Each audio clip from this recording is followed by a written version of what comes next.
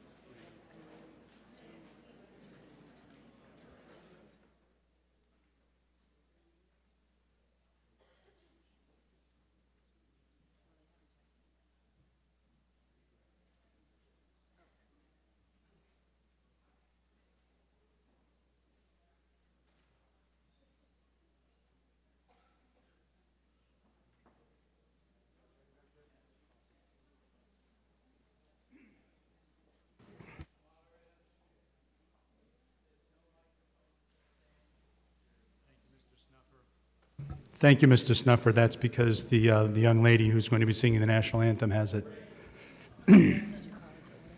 Yes. Meeting is called to order. We have a quorum present. Before I get started, I just want to make a quick reminder here to anyone out there that Walpole Media TV is pleased to be providing live coverage of tonight's town meeting on Comcast Channel 22 and Verizon Channel 30. Live streaming of this meeting is also available on YouTube by going to the Walpole Media channel, and you can watch the replay of this meeting anytime by going to the website walpolemedia.tv and clicking on the on-demand button. As you all know, well, maybe you don't all know, but I hope you do, my name is Dan Bruce. I'm town moderator, and welcome to the Fall 2018 Annual Town Meeting. There is a quorum of over 76 members being present, so we have come to order. Does the clerk attest to the return of the warrant? I do. Please rise for the Pledge of Allegiance.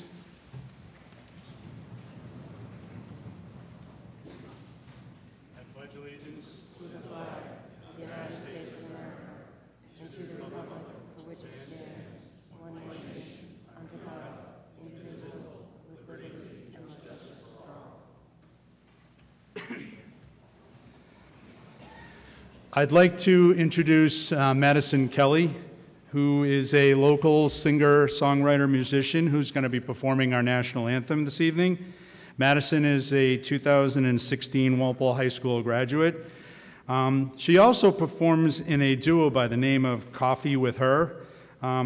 Their latest song, Room to Roam, is available on Spotify, Apple Music, and other outlets, including YouTube. So a little plug for the young lady. Anytime you're ready. Am I on? Yep. Just check, check. Check, check. 1, 2. Oh.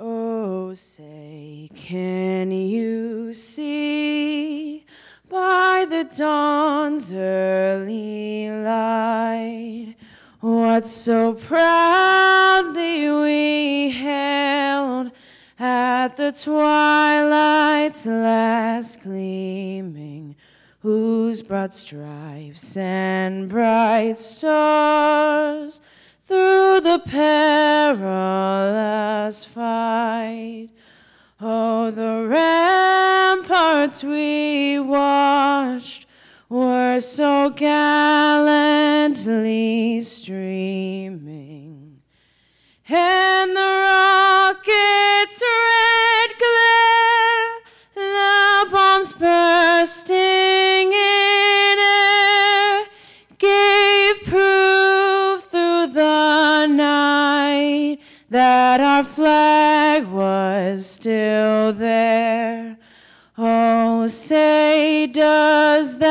that star-spangled banner yet wave. Oh, the land of the free and the home of the brave. Thank you, Madison. I found Madison singing on YouTube to some little children, and I thought that would be very appropriate tonight for us to kick things off. I'm glad you all laughed. I was a little worried about that joke. Yes, Madison Kelly. Yes. Thank you, Madison. So a few acknowledgments this evening. First, I'd like to introduce those people sitting to my left, Attorney Lauren Goldberg, Town Council, Town Administrator Jim Johnson, and Chairman of the Board of Selectmen Mark Gallivan.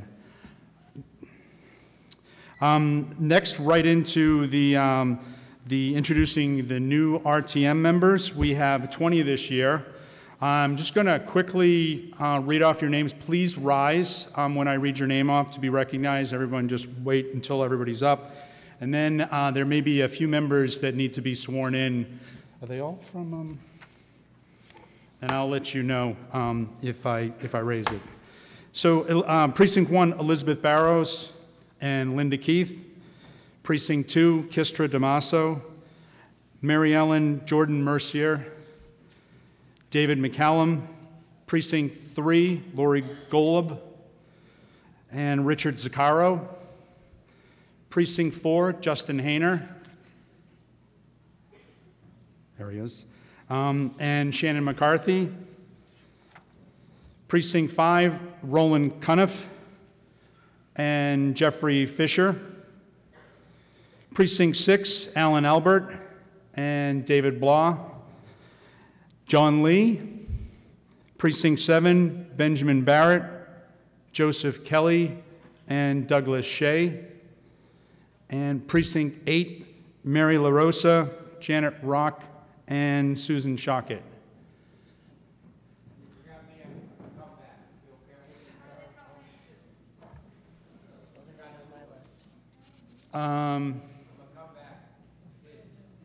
Well, they had you on the list out front, right?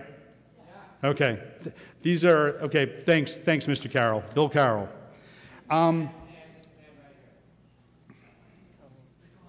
Thanks, Nick. We also have, so I have a couple individuals, you may be seated, thank you, folks.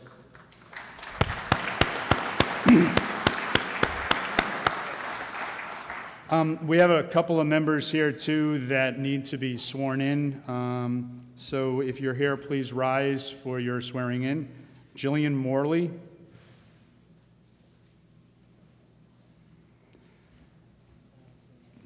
Joe Deneen. Edward Lynch III. And B.J. Burke. Thought I... You already sworn in? Oh, sorry, BJ. Okay, all right. That taken care of. I just want to make a few announcements regarding new department professionals within the town. We've had Rick Mattson, who is the new DPW director, replacing Bob O'Brien, who served for 21 years.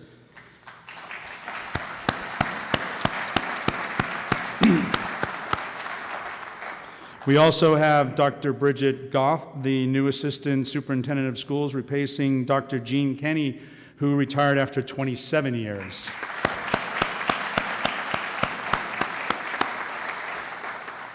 And we have John Charbonneau, the new Community Planning Director, and today is his first day.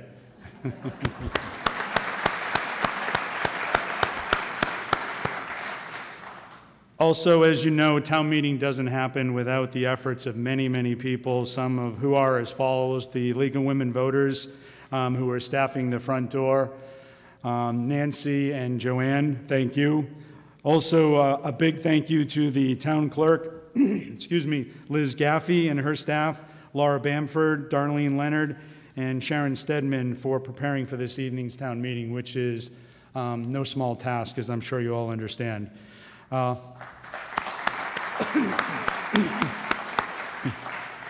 Also want to do a shout out to the gentleman behind the curtain from the Walpole Media Corp, Pete and Patrick, for televising tonight's town meeting. We also have in the booth, as you know, Jim D'Attilio and Mike's last name, Mike Donovan, thank you, Jim, whose name always escapes me. And thank you to the National Honor Society members who have provided the refreshments and snacks out front.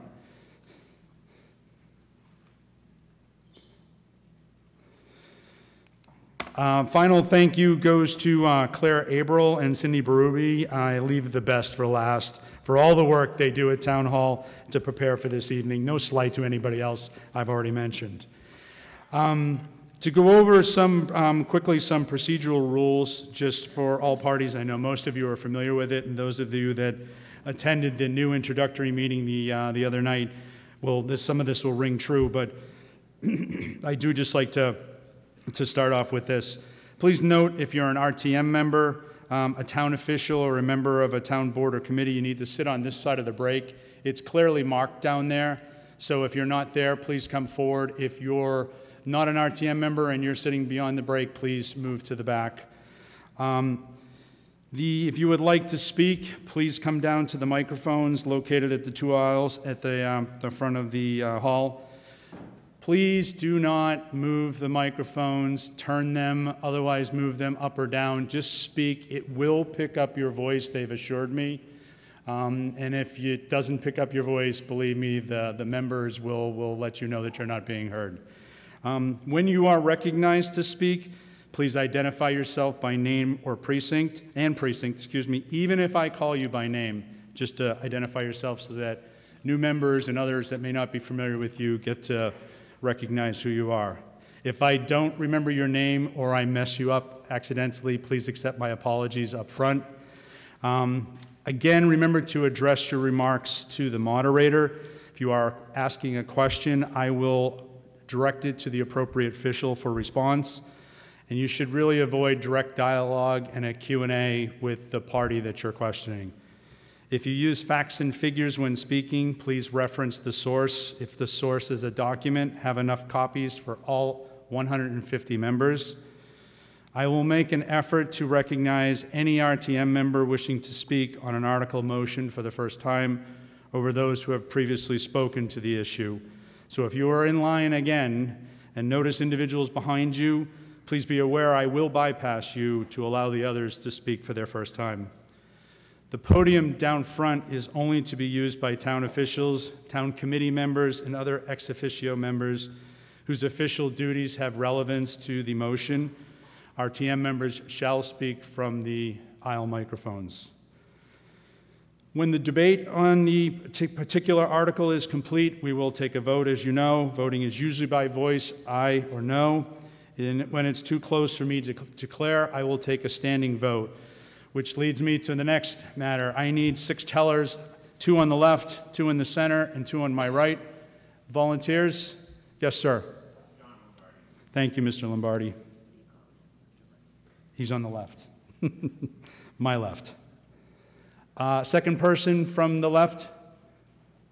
Can't see that far. Thanks, Paul. Mr. Hegler. In the center. Come on. Thank you, Mary. And a second? Thanks, Val. And to my right, Mr. Buckley, thank you. And a second? Mark Sullivan. Thanks, Mark. Sorry, you're in the shadows over there. Okay, if there is a standing vote, I will first count the tellers' vote by show of hands. The tellers will then count the standing vote. The ayes first and then the noes. The tellers shall coordinate their counts and then announce the vote from the microphone. This is so that you hear it the same time I do, and it'll be very clearly. The town clerk and I will tally the vote and determine if the quantum of vote has been met. If you wish to make a substitute motion and know in advance, I have been notified already by some, but please do so now or before the article comes up, and please be prepared to have your motion in writing, have it seconded, and bring it down to the town clerk. Ensure it's signed by both parties. This allows the town clerk to keep an accurate record of the proceedings. If your motion is complex, I may ask you to table the item as a motion to get your motion straightened out rather than delay the proceedings going forward, and then we can take it from the table at a future time. We may see some spirited debate over a number of issues this evening. I expect the debate to remain respectful at all times. Please limit the debate to information that will help your fellow RTM members decide how to vote on the motion before them. Declare your position you want the members to support, explain your reasons and facts for that position. In essence, think of your right to speak balanced by the right of your fellow RTM members to listen. So keep your comments pertinent to the question under consideration. It is an honor for me to serve as moderator for the town of Walpole. I assure you that this and all town meetings will be run as efficiently and fairly as possible. As you know, I have no voice no vote that would influence the outcome of any particular article. Are there any questions or comments at this time before we move to resolutions? Yes, Ms. Regusta. So, and 1 sec, that's okay. Let me just go through the resolutions. Then I'm going to go through my consent agenda. Once I finish the consent, head to the microphone and we'll get your motion. Okay? Yes, no. Perfect, yep. Thank you. We do have 3 resolutions at this point in time. So I will read and then we'll have a brief moment of silence for each one individually, as I like to recognize each person individually rather than as a group. Resolved that we, representative town meeting members, inscribe upon the record of the fall annual town meeting of October 15, 2018, our recognition and sincere appreciation of the contributions rendered by the late Robert E. Follett, who passed away on May 2, 2018. As a representative town meeting member from 1974 to 1976, 1979 to 1982, 1987 to 1989, and 1997 to 2001. And further, in acknowledgement of the town's loss, we request the moderator observe a moment of silence in Robert's memory. And further, that the clerk be instructed to send a copy of this resolution to Robert's family. Please rise.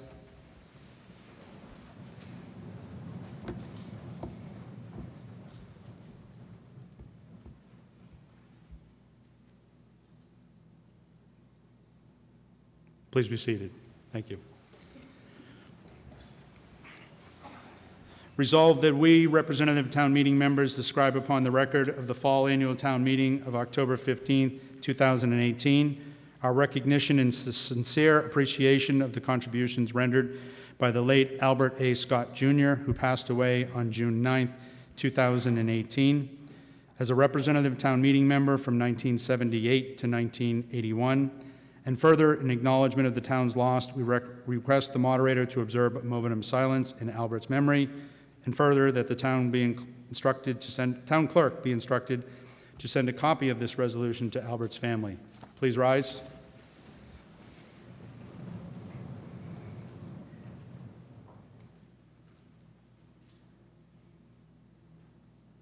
Please be seated. Resolved that we, the representative town meeting members, inscribe upon the record of the fall annual town meeting of October 15, 2018, our recognition and sincere appreciation of the contributions rendered by the late Jeffrey A. Matson, who passed away on August 23, 2018.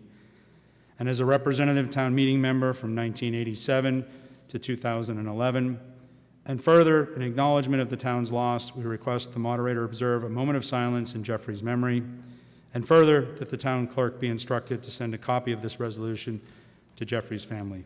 Please rise.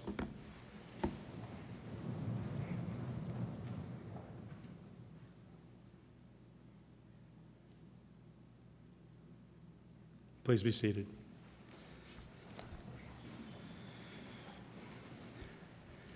At this point in time, I have a preliminary motion and a second from the Finance Committee to waive the reading of the warrant. As has been the practice of the town, if it is a short article, I will read it. If it is a long article, I will not, and I will refer to it on the screen up here. Any questions or comments with that? There being none, the Finance Committee's motion requires a simple majority and a vote. All those in favor, please say aye. Aye. Opposed? It is a vote. I have another properly seconded motion that all motions of the Finance Committee be the main motion. Questions or comments? There being none, this also requires a simple majority vote. All those in favor, please say aye. Aye. Opposed? It is a vote. We will now proceed to Article 1, a general article that remains open throughout the town meeting. In Article 1, it is moved that the town will hear and act on the report of any committee or to choose any committee the town think proper and transact any other business that may legally come before the town. The first matter this evening will be the Rules Committee report by Mr. Hayner. Mr. Hayner.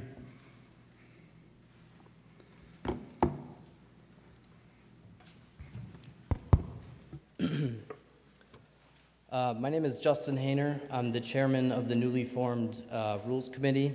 We met in September and unanimously voted to propose the change.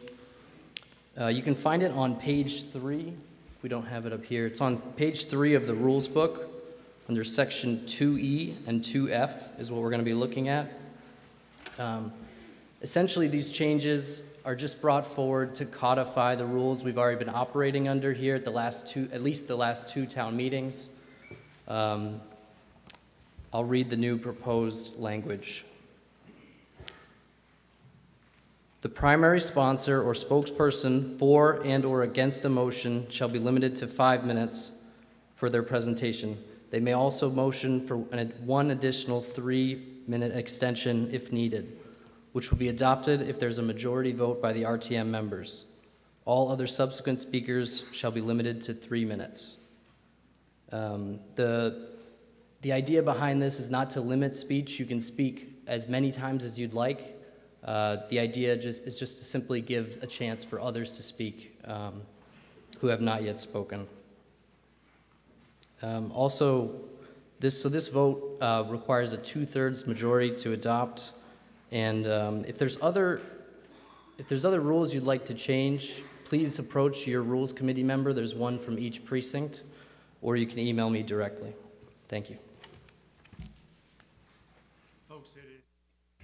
Folks, this is now open for discussion and debate, so please come down to the microphones if you have any comments or that you would like to make on the Rules Committee's proposed changes. Ms. Ragusta? Ann Ragusta, Precinct 3. Am I understanding this change, if I just heard it, the primary sponsor of an article, so a citizen's petition, 5 minutes to speak, and then only an additional 3 minutes, so for a total of 8 minutes to speak on the article? Is that? Justin has given a thumbs up on that, yes. Justin, yeah.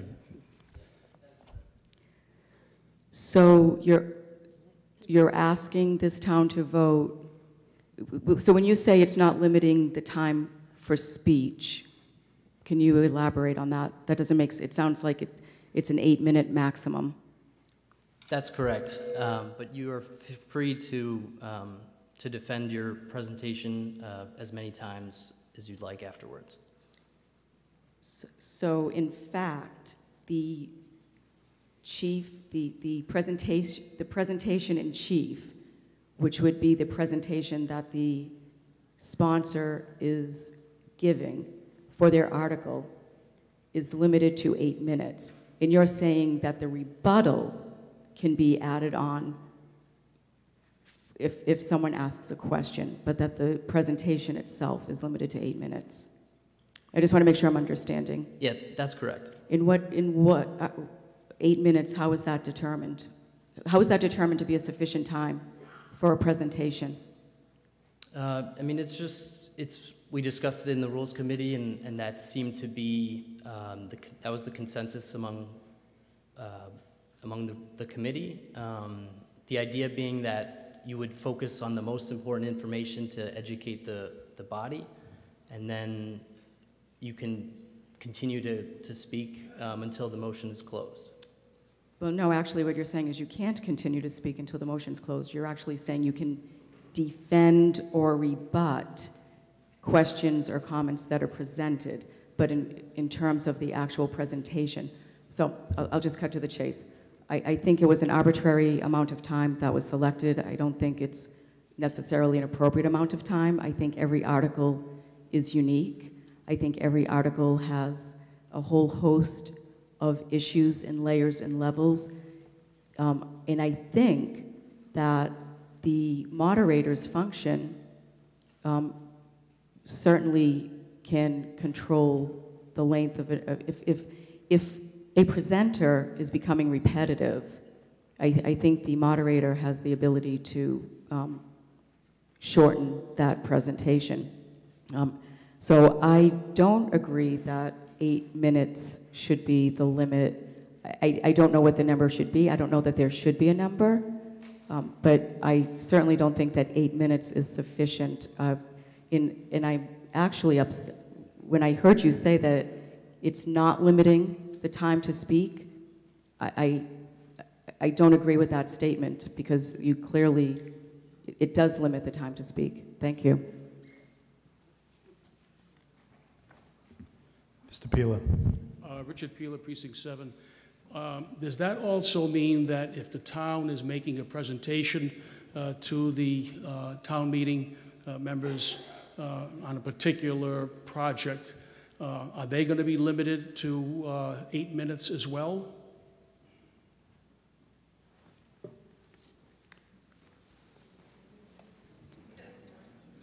I don't see that in the specific article, but I do think that from my perspective, in the rules, Mr. Pila, but I do think that most of the presentations are concise from the town meeting, from the town administrator and other members of the court, but I don't read that in the rules themselves, what's been provided to me.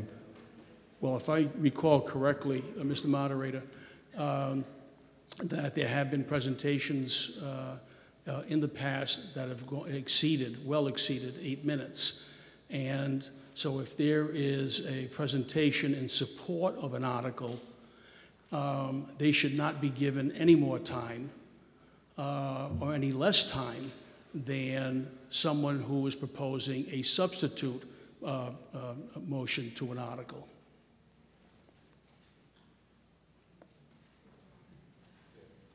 Yes, Town Council. I don't have the exact language in front of me, Mr. Moderator, but from the sound of it, it just said the primary spokesperson.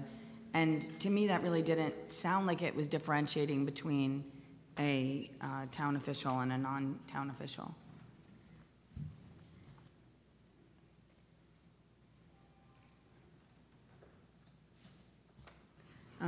Mr. Moderator, thank you. I don't see that this specifies. It says the primary sponsor or spokesperson. So from the way that's drafted, to me, it does not differentiate between a representative town meeting member or a town official giving a presentation. 5 minutes with a 3-minute additional option for town meeting. Thank you. Mr. Pila? To you, Mr. Moderator, so is that to mean then that all presentations going forward will be limited to the presenter of those presentations will be limited to 8 minutes, and will that, so when the town is making a presentation, they will know that in advance? Mr. Pila, my interpretation of what I'm reading now that Town Council has clarified that is that any person speaking as the primary spokesperson for or against a motion will be limited to 5 minutes and may ask for an additional 3 minutes. So if that's what you were stating, then I agree with that. Okay.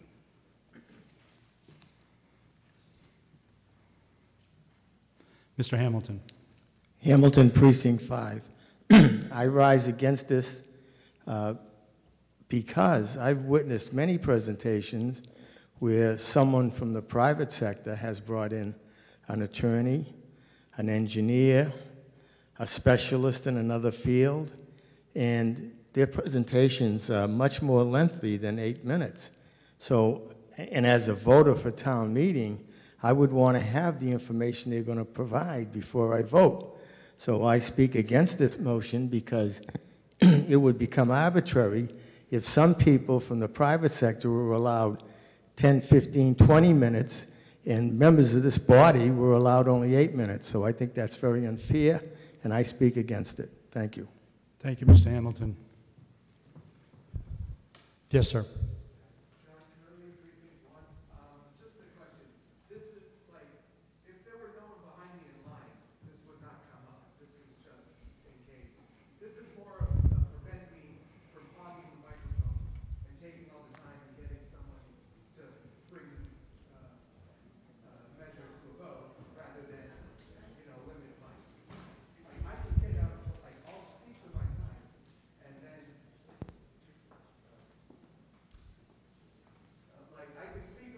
And then get in line again. Like, it's not like I have 8 minutes maximum that I can talk, and then I can talk no more. It's just someone else has to get a chance as well. Is that what this is? Is that correct? Mr. Hayner? That is correct. It's particularly with the 8-minute is for the primary sponsor. Or 3 minutes, or however many. Every subsequent speaker can have up to 3 minutes, as many times as you'd like. So there's nothing in here like I can only speak twice. No, absolutely not. It's just so that everybody gets a chance to speak, and it's not just me speaking for as long as I want to at one time. That's correct. So Okay. we're simply trying to, instead of putting these rules forward at each town meeting and voting on them and debating them, we're trying to just streamline the process. Okay, thank you. Yeah. Thank you, Mr. Curley. Joseph Kelly, Precinct 7. I'd like to speak because last year, after attending many meetings, I was told that I could speak at town meeting, and then I was denied that, so I ran for RTM so I could voice my opinion and get some information. And I thought this whole process was to be a meeting of the minds. And I've attended several meetings, and I've found no information. I feel like I'm a sheep, that I'm not getting the information that we should be getting. We're all here as RTMs. We're supposed to be acting for the benefit of the town. But yet, I go to meetings and I can't put my input, and I'm not allowed to speak at those meetings. I go to a selectman meeting and I could go up and speak, but they won't respond. I just feel like we're being silenced. And I mean, you know, it forces us all to take a position as yes or no, instead of having compromise and coming up with good legislation or good meetings of the minds. It's just you against us, and that's not the way this is supposed to be. And I feel like we need longer time so everybody gets the information. I mean, isn't that what it's all about, is getting the information and getting what's best for the town? That's a question. Thank you, Mr. Kelly. I apologize. Mr. Hayner? I mean, I think those are great points. This is just a proposal from the committee. You feel free to vote in any direction. Ms. Lawson? Susan Lawson, Precinct 2. I'm a bit confused because when I read this language, I think that we're talking about a motion. So if I were to move favorable action on article whatever, then I would get up and say, here's why I think we should vote favorably. And then I would sit down after 5 or an extended 3 minute, 8 minutes, and there would be people getting in line to agree with that or disagree with that or what have you. I think that's different from the proponent of an article. So for example, if as a citizen I was proposing Article 32 to do X, Y, and Z, I don't read this language as restricting me in any way because that's not a motion.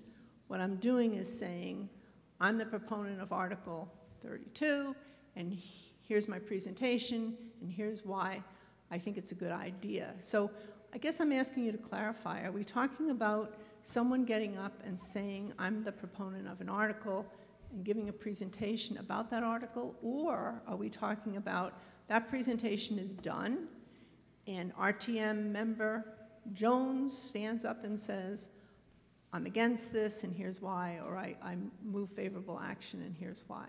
I'm confused about what this language is intended to do. Could you answer that through you, Mr. Moderator? Ms. Lawson, I'm going to first comment and then ask Town Council to comment. But as I read the speakers, the section to which this is applied to, under 2E1, primary spokespersons for or against the motion, and then it continues on speaking to the motion. The motion is the main motion which most speakers originally, whether they're proponents or opposed to, that are doing. So whether it's a main motion or a substitute motion, I do think this applies in all cases. Town Council? Mr. Moderator, from the way that this is drafted, to me what this is suggesting is that there be a limit on the presentation time. Whoever is officially presenting the article, they would have a 5-minute period to speak, and they'd have an option for 3 additional minutes at the with the permission of the body. The opponent, this says primary sponsor or spokesperson for and against. So if there was an opponent to the motion, they would also have 5 minutes to make a presentation, and then they could have an additional 3 minutes. So now we're talking about up to 16 minutes of just presentations, facts, information, PowerPoints, information about funding sources. And then after that period, it would be question and answer and debate like it would normally be. And so that would mean if someone had a question about something that was presented and they wanted to ask that question, they would be able to, and the moderator would be able to then, let's just say you were the primary proponent, say to you, can you come back up and explain, can you answer this question? So it wouldn't cut off the primary proponent or opponent's ability to answer questions. It would be limited to addressing the length of presentations. Except, Mr. Moderator, through you, when you come before this body with an article, you're not the moving party. It's someone from this body who then moves favorable action, right? So if I'm presenting, and I'm making this up, Article 36 about topic XYZ, I'm not making a motion. I am presenting substantive information in support of my warrant article. It then is left to somebody in this body, one of the 150 of us, to say, I rise in support of this article, or I rise against this article. And that, to me, is a motion, which is distinct from, I think, and something very different from someone coming and saying, here's the guts and substance behind the article that I am proposing. So I find it confusing. I've been a member of this body for a long, long time, and a motion to me is something that comes from this body saying, I rise in support, I move favorable action, and then debate starts. So it's confusing to me. That's all I want to say. Thank you. Thank you, Ms. Lawson. Mr. Hempton? Tim Hempton, Precinct 1. Through you, Mr. Moderator, I'm opposed to this type of mechanism. I feel as though that it does provide a lot of limitations and doesn't provide an opportunity to reach out to everyone. Last year, Mr. Moderator, you were able to have a vote as to whether or not we could extend time or limit it. So it was basically within your purview, not through a rule, but through you, in order to make the meetings more efficient. As a member of this body, I would have to say I actually appreciated that in terms of looking for efficiency, but also giving the flexibility to you. I find this ruling too restrictive and removes authority from you to do this. I would prefer that we go back to the policy that we had last year, where you would be able to address this legislative body and say to them, would you like to vote for more time? It strikes me that this ruling, this mechanism, would prohibit that. Am I correct, sir? Mr. Hempton, my interpretation of what I've read is that the 5 minutes is what I had done previously, but I do agree that the subsequent 3-minute is more restrictive than the body agreed to previously. Previously, in the last 2 meetings, if an individual asked for extra time, they were granted that, and there was no specific time limit on that approval. So my feeling as a member, and I hope others agree, is I'd like to remove this back into your purview and not have it frozen solid based on this mechanism. Thank you, Mr. Moderator. Thank you, Mr. Hempton. Ms. McCarthy. Shannon McCarthy, Precinct 4. As a new RTM, I'm just curious how the primary spokesperson against a motion is determined. Mr. Hayner. So the spirit behind this is that we wanted to have equality. So typically there's a presentation and someone will have a PowerPoint or some prepared remarks, and we wanted to just make sure that if there was a prepared presentation from the opposition, if that's something that they had planned ahead of time to educate and balance out the issue, that both would be allowed. But I guess the opposition would have to identify themselves. Okay, thank you. Thank you, Ms. McCarthy. Mr. Leith. Thank you. Through you, Mr. Speaker. John Leith, RTM, Precinct 1. I guess I just wanted to point out that last spring we had when the 5 and 5 rule, if you want to call it that, was in effect, we had a number of speakers who went past the 5 minutes. The moderator, you said you're over the 5 minutes, and the body voted to allow that to continue. This change for other than the primary sponsor is just 3 minutes. And so far tonight, I've been keeping track. 3 people who've spoken about this have gone for more than 3 minutes. I think 3 minutes is not a sufficient amount of time.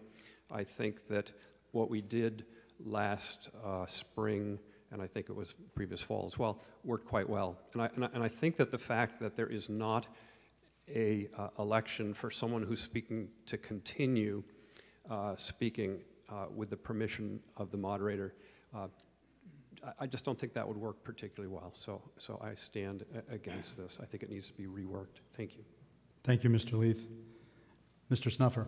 Thank you, Mr. Moderator. Snuffer, Precinct 2. I'd like to do a little hypothetical math with and for you. Let us say that we had a 30-article town meeting warrant. The good news is it would only take 4 hours to have the article explained one by one. The better news is it takes another 4 hours if there's somebody else that wants to proffer a different theory than the yes or a no. I believe, Mr. Moderator, that this is a discussion, and from my perspective, I would like to see the Rules Committee take this back. Thank you, Mr. Snuffer. Mr. Valencourt. John Valencourt, Precinct 5. Thank you. Through you, Mr. Moderator. I've just got a few observations of the language as currently written, and to another member's point, I think it's confusing whether it applies only to a motion or 2 articles, so I think that's a valid point about some defects, and also the point about the primary spokesperson against an article. We don't know who that person is and may not know who that person is, so that's problematic. And I was speaking to our town planner, and I think this carries weight for other arguments. They can't explain certain material and information in a 5-minute session or even with a 3-minute follow-on. Some subjects are extremely complex and deserve a much longer presentation, particularly when the stakes are high and there's a lot of money being requested. So I think these 5 minutes and 3 minutes are somewhat arbitrary, and I'm against them. I think it's stifling the democratic process. It's an attempt to stifle the members of this body, and so I'm opposed to it. Thank you, Mr. Valencourt. Mr. Brusades, are you in line? Yep. What do you got? Andrew.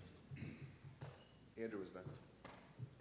Actually, I saw you sit, and then Trudell is next, and then Flowers. Harry Brusades, Precinct 8, through you, Mr. Moderator. Could we be told who is on the Rules Committee? Sure. Justin, do you have that handy or? I don't have the names in front of me now. Was that voted on the last town meeting when each precinct met? It was elected by caucus at the last town meeting. Each precinct elects it. I have it right here for you. Precinct 1 was Jen Gaotis. Precinct 2 was Kistra Damaso. Precinct 3 was Susan Masterson. Precinct 4 was Mr. Hayner. Precinct 5 was Mr. Drogan. Precinct 6 was Mr. Shepard. Precinct 7 was Cheryl Caron, who was not, so I appointed a member who will be either reviewed at caucus. That was Mr. Hegler. And Precinct 8 was Mark Gallivan, and I appointed Lisa Vanderlinden. Okay. That answers my question. So the people that were not reelected for RTMs, you were able to appoint them to the rules? Correct. That's under the rules as they applied so that it's not left blank until tonight's meeting. Very good. Thank you. Charter, thank you. Mr. Trudell?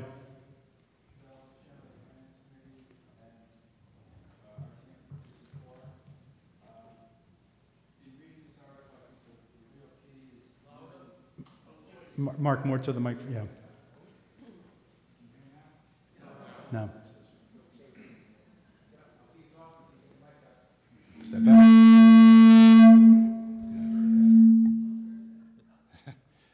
That better? Okay. Trudell, Precinct 4, Chairman of the Finance Committee. I think the key here is that we're limiting extensions to one extension, and therefore I agree with Cliff that we should send it back for more review.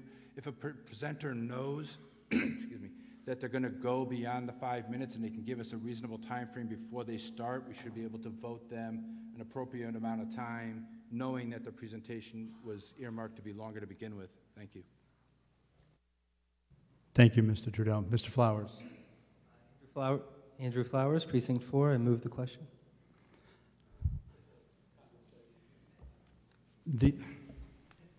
That requires a, yeah, wait a minute. This is, I don't think you can move this question. This is an open article.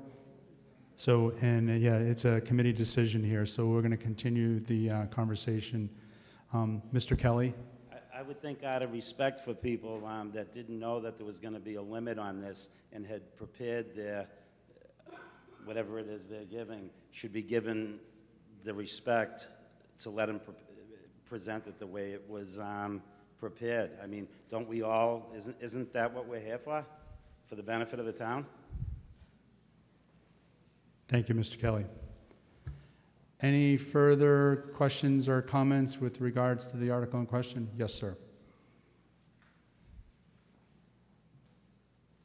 Hi, my name is Rolly Cuniff. I'm a recently elected RTM from Precinct 5, but I was previously in RTM and on the Rules Committee along with Mr. Moraski and Mr. Damish. The process and procedures we followed at that point there were clearly above board. Our changes were publicly published to the town meeting before, and they were allowed to review them and discussed at the meeting. I feel that the process by taking this forward right at this point here with minimal notice is not correct, and I would rise to say I'm against this. Thank you. Thank you, Mr. Cuniff. Ms. Grace, did you have comments? No, but Audrey Grace, Precinct 6, and I'd just like to say thank you to the Rules Committee. I know it's a thankless job, and thank you for Mr. Shepard for representing Precinct 6. But I do think that this needs to be sent back. I think incorporating some of the language in the old rule, especially how we can vote to reopen the time, would be beneficial. Thank you. Mr. Valencourt. Valencourt, Precinct 5. I forgot one item that I meant to ask about. If we were to enact this, could there be a clock instituted? I think in the past, no one really knows what the time frame is that someone's speaking, and there's some speculation that the clock that's used, may not be consistently used. So if we were to do this, we should have a display clock so everyone knows how much time's left. Thank you. Thank you, Mr. Valencourt. Any further questions or comments? All right, at this point in time, a change to the Rules Committee requires a 2/3 vote, and if it passes, it becomes immediately effective. I know we've heard a lot of good discussion on this, but at this point in time, I'm going to put it to a vote. The voice is yours and how you decide whether it stays the same or whether it's changed at this point in time. So please use your indoor voices. I would appreciate that. All those in favor, please say aye. Opposed? No. It is a vote. The noes have it. The rules will remain as previously, yeah. That is a 2/3 vote against changing the rules at this time. I'm going to just react to a couple of comments out there. I think it was specifically Mr. Hempton. The prior two meetings, we had a 5-minute time limit for the primary spokesperson, and we had a 3-minute time limit for subsequent, and this body was able to speak to continuation or extended time or not. Are there any questions or comments of that before we throw a vote out, just to determine if there's a desire to continue like that or just to keep it as it was previously? Further questions or comments? Ms. Ragosta? Thank you, Mr. Moderator. Ragosta, Precinct 3. Are you asking, you're asking if we should continue the practice of last year? The last couple of town meetings? The last spring and last fall, we basically had the 5 minutes where this body could decide if there was extended time, unlimited extended, shall I say, or within reason, right? I think most people were good. And then the 3 minutes as well. I only bring it up because Mr. Hempton did, to see if there was any desire to continue that way. Okay, so thank you for that clarification. If the presenter or the sponsor of an article knows ahead of time that their presentation will take 8 or 9 minutes, can they ask the body before they begin their presentation so that they're not cut off in the middle of it? Absolutely. That is within the control of the body themselves, so you would say, I'm going to run long. And if you know your specific time, that's great, because you've timed it and they know what to expect. Thank you. Yep. Any other questions or comments? So at this time, this is a simple majority vote because we are suspending rules, not changing rules. If all those in favor of a 5-minute limit for primary spokesperson, 3 minutes for all others, with the body's right to extend at the request of the speaker. All those in favor, please say aye. Aye. Opposed? It is a vote. So we will go with that rules for here with 5 minutes and 3 minutes with the body's right and the speaker's right to request more time, and then it be approved on a majority vote. Okay, our next presentation is by the Walpole Housing Partnership. Mr. Flowers and Ms. Grace, you have 5 minutes. Yes, Mr. Damish. Okay, I will check with them while they start their presentation. Thank you. All right, thank you. Mr. Down and trying to reboot, so they're aware of it, that there's issues on Verizon and Comcast. Thank you, Mr. Johnson.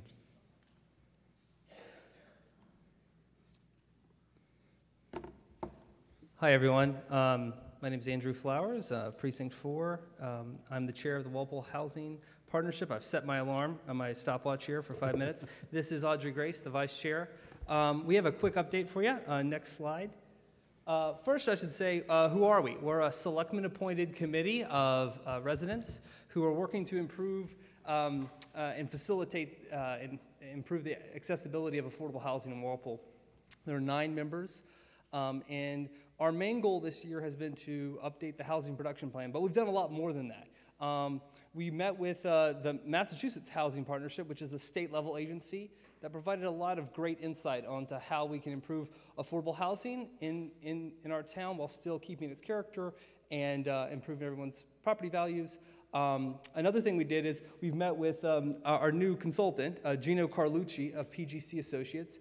Gino will be updating the housing production plan. That's our main vehicle in terms of the state getting what is called safe harbor, which I'll talk about in the next slide, which prevents us from being susceptible to 40B developments.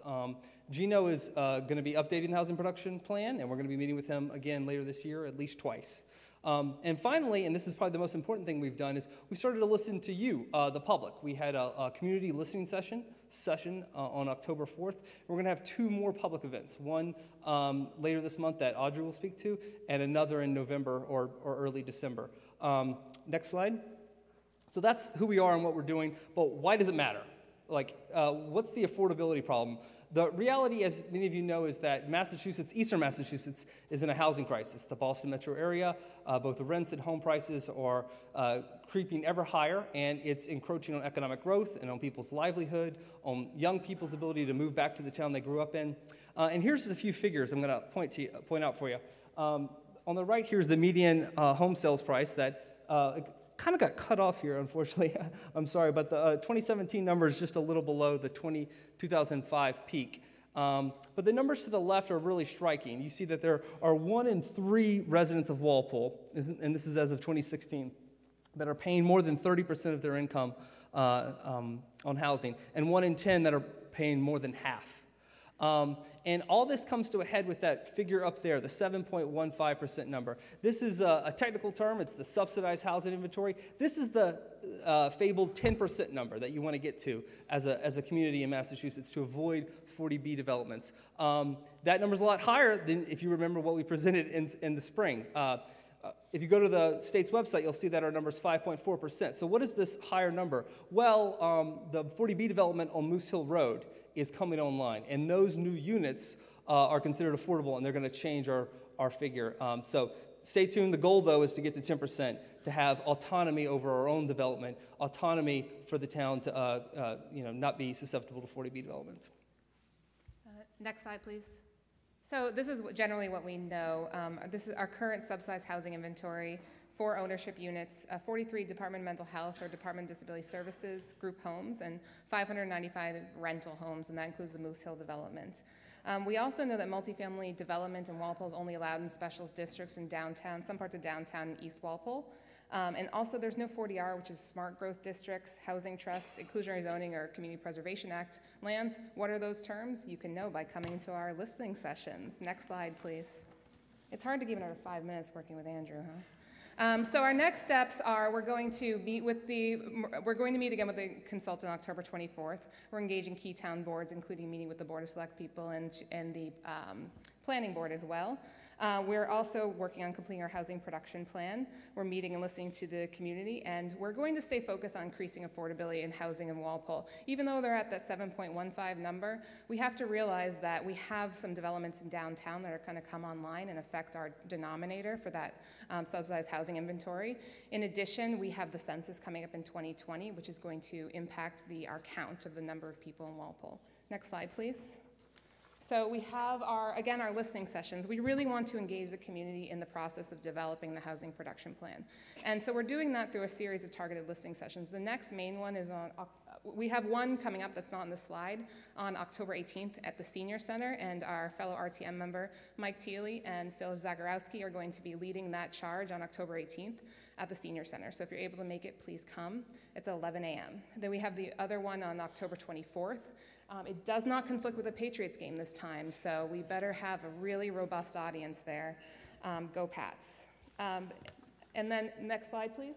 For more information, we have a website. We'll be putting information there. We also have Facebook events that we're sharing. We will post the video clip that Walpole Media was gracious enough to record for the last listening session, but we do invite you to come to these listening sessions. How do we do? Slide 12. Yes. Thank you. Thank you. We now have a building update from Town Administrator Johnson. Okay, thank you. I will be very quick. Could you guys get to the first slide?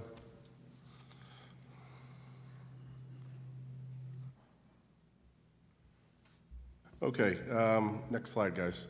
The police station is open and fully operational. It came online in April, and I'm told that the police officers are very pleased to be in the new facility. I know Chief Carmichael and Deputy Chief McKenzie are happy to be there also. Next slide, please. The Central Fire Station was opened in June. We are just about done with a few remaining punch list items.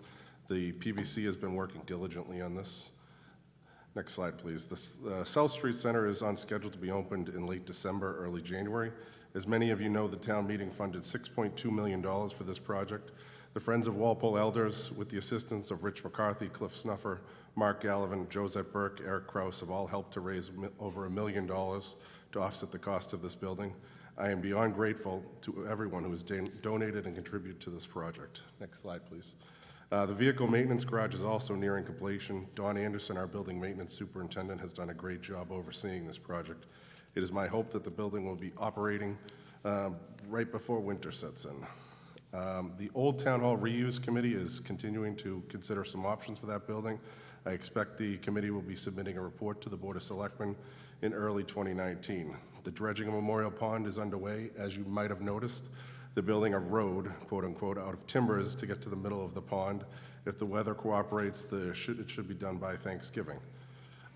Sometimes I spend so much time talking about the municipal buildings, I fail to mention just how much we've invested in our schools.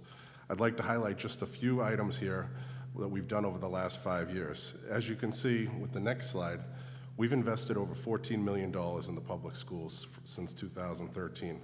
The building maintenance, which is responsible for more than 32 town and school structures, oversee that work with just a staff of 8, along with Don Anderson. The Johnson Middle School and the Bird Middle School are set to be discussed. I've noticed it out there on social media over the weekend. Johnson was built in '67 and Bird was built in '61. They are both very old and strong buildings, but they were never built with the expectation that teachers would be using iPads, Chromebooks, or touchscreens in their classrooms. The McGuire Report, which was commissioned 6 years ago to study all of the town buildings, specifically identified the existing interior places in those middle schools that were insufficient. Areas were poorly aligned, the floor-to-ceiling height was too low, the fire suppression systems were needed, and major improvements were needed to handicapped access. Over the years, we've replaced windows, roofs, floors, retrofitted classrooms, and the media center in these buildings, but there is only so much you can do with the actual structures themselves without investing tens of millions of dollars into them. And even then, I'm not sure that would be enough to somehow retrofit these two buildings that served as bomb shelters during the Cold War. Tonight, town meeting will be given the opportunity to appropriate some funds that will allow the school committee to begin the process of determining the long-term future of the Walpole Public Schools. And just to wrap this up, I'd like to thank current and past members of the town meeting, the Finance Committee, and the Board of Selectmen for their commitment, your commitment to these projects.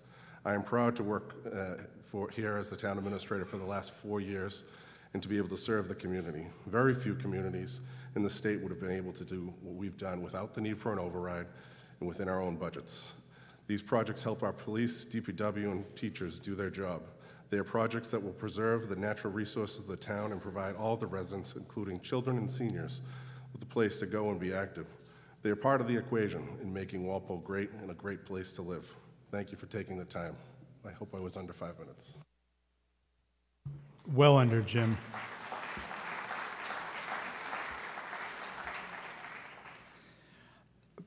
Before we entertain Ms. Regusta's motion to call an article out of order, I want to give it a shot at using a rule that hasn't been exercised, to my knowledge, recently, or possibly not at all in my time here.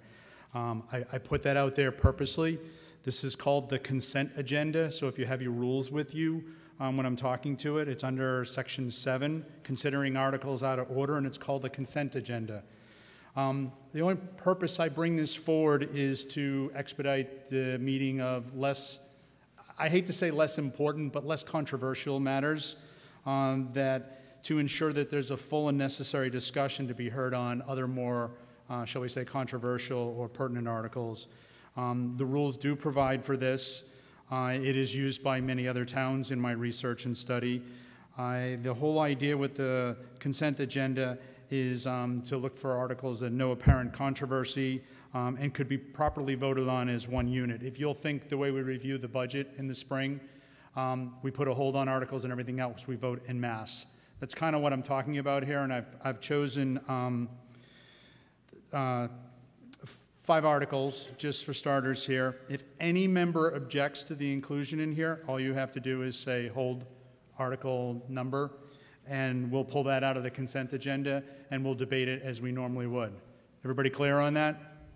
It's not intent to trick anyone, it's just to try something out here to kind of save some time towards the end when we rush through things.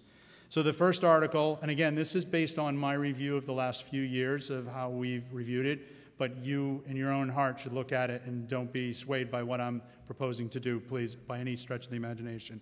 So the first one is Article 5, appropriation to the stabilization fund. The second one is Article 6, appropriation to the OPEB fund. The next one is Article 7, appropriation for reimbursements to the school budget. Then it's Article 16, which is acceptance of Atlantic Court as a public way.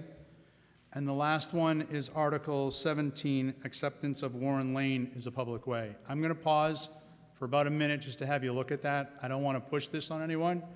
So if there's any questions or comments, please speak if you want a specific hold on an article before we continue. Article 5, Stabilization Fund. Article 6, the OPEB Fund. Article 7, the reimbursements to the school budget. Article 16, and 17, which are acceptance of 2 streets as a public way. If you have any questions at all, just put a hold on the article and we'll pull it out of the consent agenda. I suggest that Article 6 not be included within that. Article 6 has been pulled from the consent agenda. Thank you, Mr. Ardeen.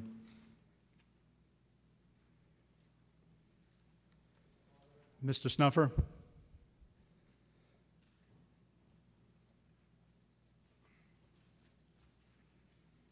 Snuffer Precinct 2, just a point of information, Mr. Moderator.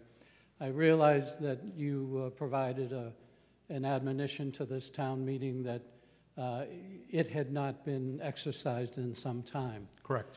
One of the old tricks in the old days was that whatever was left behind that might have some other meaning for some people could also have a motion to dissolve before they were ever read.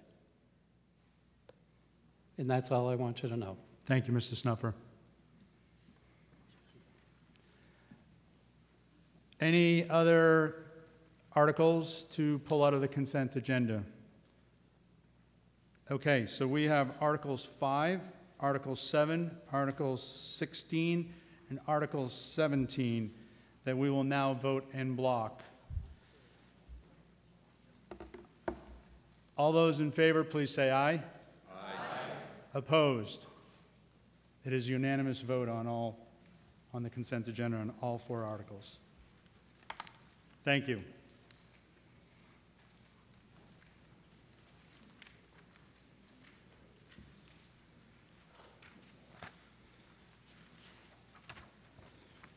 Excuse me, Ms. Magresta, I apologize. Mr. Moderator, Regosta Precinct 3. I have a motion to see if town meeting will move Article 18 out of order to be heard and acted on immediately following Article 1 of the warrant.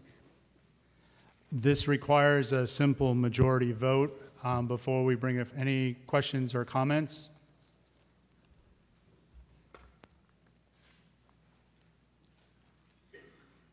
Sir? Mr. Audrey. I actually think since 8 of the articles coming up have to do with use of money and free cash, and since Article 18 is going to include a discussion, I'm sure, on how free cash is appropriated and used, I think it probably would be a useful discussion as preface to those other articles. So this is probably a good idea to move this up front, even though I'm expecting it'll be an active discussion. Thank you, sir. Sir, your name again? Clark, Precinct 7. Thank you, Dave- Mr. Dave Clark.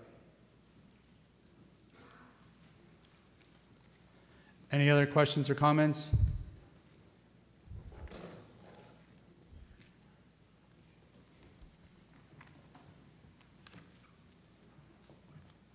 Glenn Maffey, Precinct 1. I would just make the exact same argument to not move it up front, that this will impact the decisions that we're about to make on free cash, and this could handicap our ability to do some other things, and I think we should keep this toward the end. Thank you, Mr. Maffey. Mr. Hempton? Tim Hempton, Precinct 1. I do believe that we should move this up. Mr. Gosta's article is requesting maybe a number of about $1.5 million, which leaves a considerable amount of other amounts of money in free cash to be looked at through Articles 2 through 10. So I think it's not that the Mr. Gosta's movement is going to handicap the entire amount of free cash. It just looks at a portion of it. And I think since we're looking at how to utilize free cash, we should just bring this up to the forefront and just end this discussion now. Thank you, Mr. Moderator. Thank you, Mr. Hempton. Mr. Pila? Pila, Precinct 7. I'm in favor of moving Article 18 second after Article 1. If the body decides to approve Article 18, then there would have a different amount of money that would be available for other projects, and I think it is significant enough that Article 18 should be discussed prior to. Thank you, Mr. Pila. Mr. Snuffer? Snuffer, Precinct 2. Thank you, Mr. Moderator. Article 18, in its present form, has a motion for no action. Excuse me. It is my opinion that it ought to stay in the place that it is at, because I become highly suspicious that that might also have the substitute motion process against it. And I think it would be better for this town to see how its capital flow goes before we get to Article 18. Thank you, Mr. Snuffer. Mr. Augusta? Thank you, Mr. Moderator. I would like to point out that given that this is a citizen's petition, town meeting rules affirmatively address this very issue. Section 7B of the rules, entitled Considering Articles Out of Order, states that courtesy would be given to citizen-sponsored articles. So we do have our town meeting rules for a reason, and as it is affirmatively stated in the articles, I think deference should be given to the citizen's petition. You're not just talking about one citizen. I'm merely the spokesperson for this article. In fact, over 200 citizens signed the petition. I would also like to point out that an article or a citizen should not be punished by the arbitrary placement of spending articles within the warrant.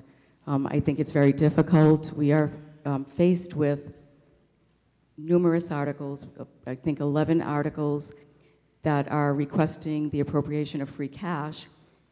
We have a balance in free cash of approximately 6.3 million, and the totality of the articles requesting free cash far exceed that amount. I think the citizens, as is stated in the town meeting rules, should be given deference to that. That's why it is affirmatively stated in the town meeting rules. Thank you. Thank you, Ms. Augusta. Ms. Lawson? Lawson, Precinct 2, and member of the Finance Committee. I am opposed to taking this out of order. I think it's important for the body to understand why the articles that are in the warrant are in there, and why the Finance Committee and other bodies have taken the position that the free cash is necessary for certain identified needs within the town. So I think before people vote on giving back free cash, which is a very unfortunate term, it's really non-appropriated cash, I think that the body ought to learn what the needs are that Finance Committee has considered and why they have voted as they have to appropriate those funds, or ask town meeting to appropriate those funds for necessary identified concerns in the town.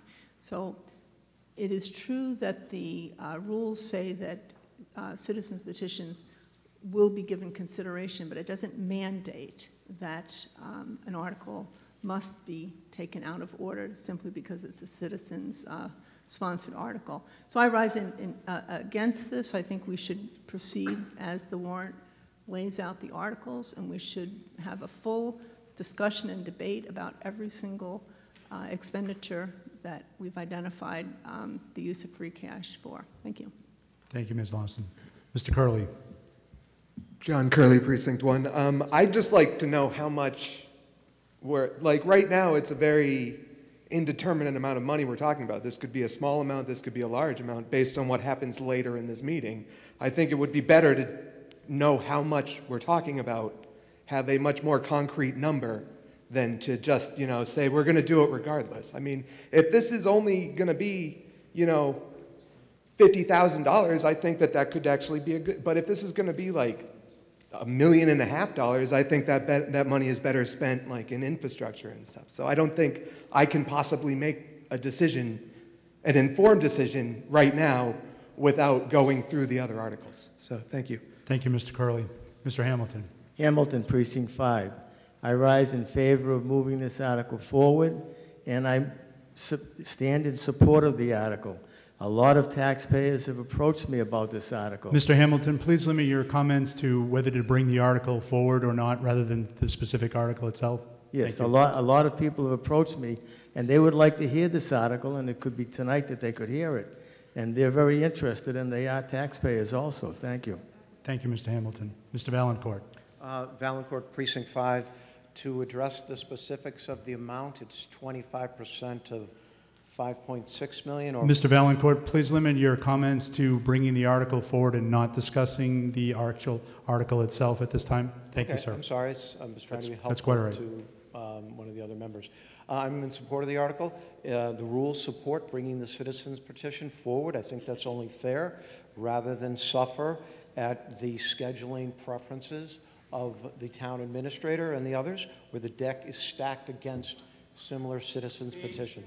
This should be brought forward. Thank you. Thank you, Mr. Valencourt. Mr. O'Leary. John O'Leary, Precinct 3. I also support moving this article forward, especially since some of the items within the articles requesting money for free cash are questionable and going to need some speaking to, and duplicates. Please rise for your point of order. Yes, Mr. Moderator, Philip Zacharielski, Precinct 7. I think too many of the comments are really getting into the guts of what is being proposed or not being proposed, and they do with such a motion, and not keeping it straight to the question of whether they want to move the motion or not. Thank you, Mr. Chekarowski. I've been trying to stop those that have strayed from that. Ms. Burke. Josette Burke, Precinct 4, Finance Committee. I am against taking this out of order. There's a reason for this, for the way our warrant is set up. We take care of the financial part first, and then we do the citizens petition. That is the way it has been forever, as far as I'm concerned. And I think there's too much at stake to be playing around with the finances of this town. Thank you, Ms. Burke. Mr. Kelly.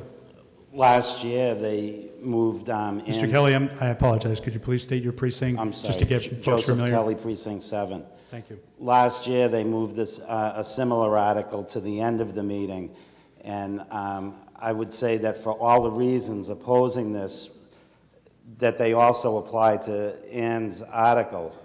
every argument that they've made for their point of view, the same argument can be made for Ann's article, and by the end of the meeting, all the money's gone.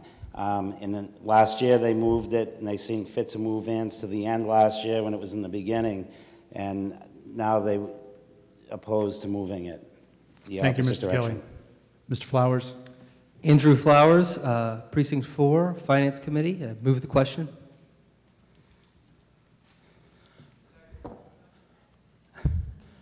All those in favor of moving the question, please say aye. Aye. The ayes have it. We will now take a vote to move Article 18 to the next article on the agenda. All those in favor, this requires a simple majority vote. All those in favor, please say aye. Aye. Opposed? No. I'm not even going to play with this one. Standing count, please. Tellers, please rise.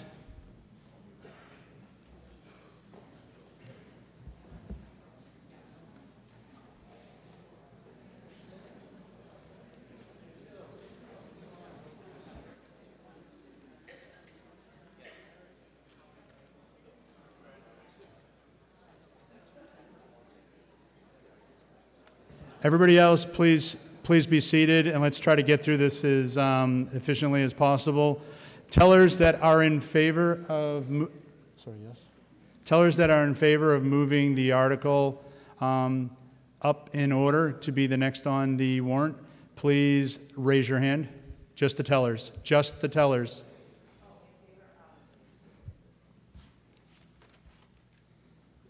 Thank you. Tellers opposed, please raise your hand. Thank you. All those in favor of moving the article forward, please rise. In favor, please rise.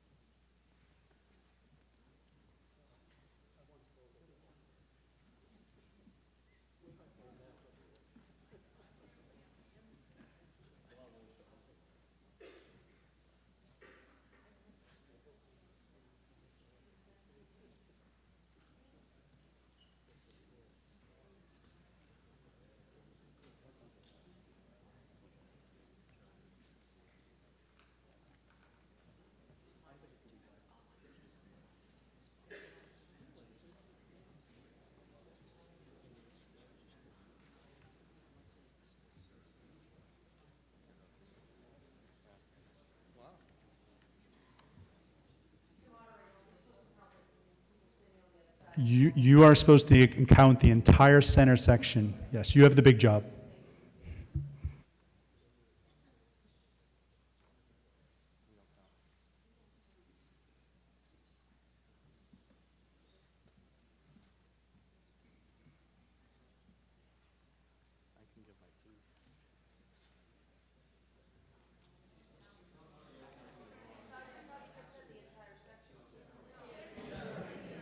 The center, right here.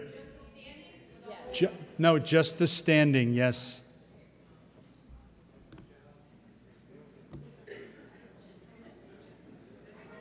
I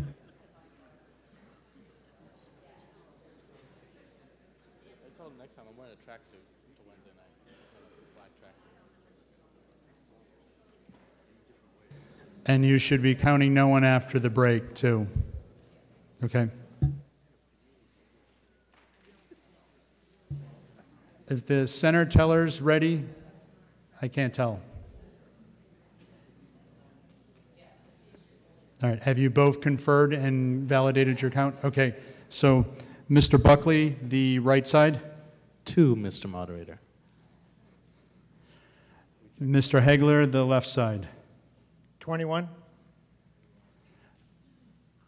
And who's? Ms. LaRosa, I'm sorry. 33. Okay. Please be seated.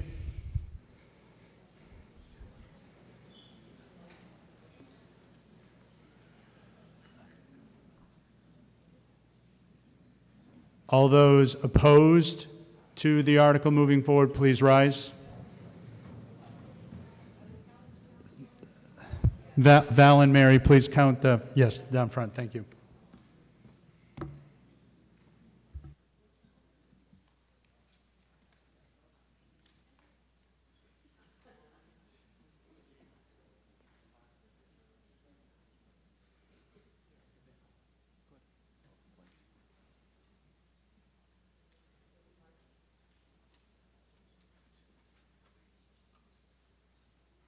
Just think it's 9 o'clock already.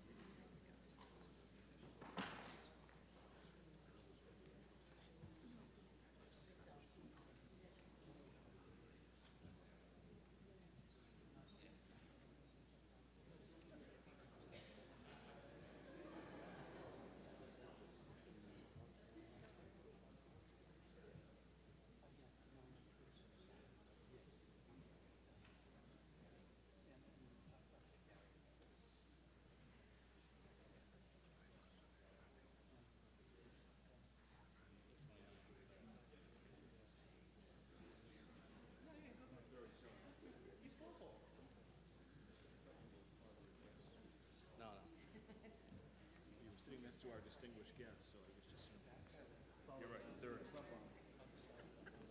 You get the microphone, okay.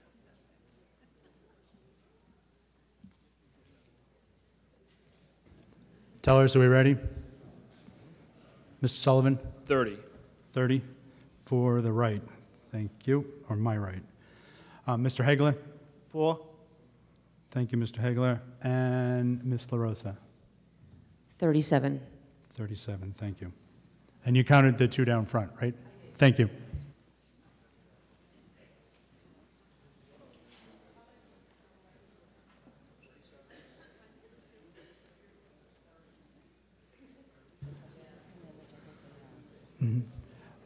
The motion to move the article forward fails on a vote of 75 to 58. So we will now proceed with Article 2.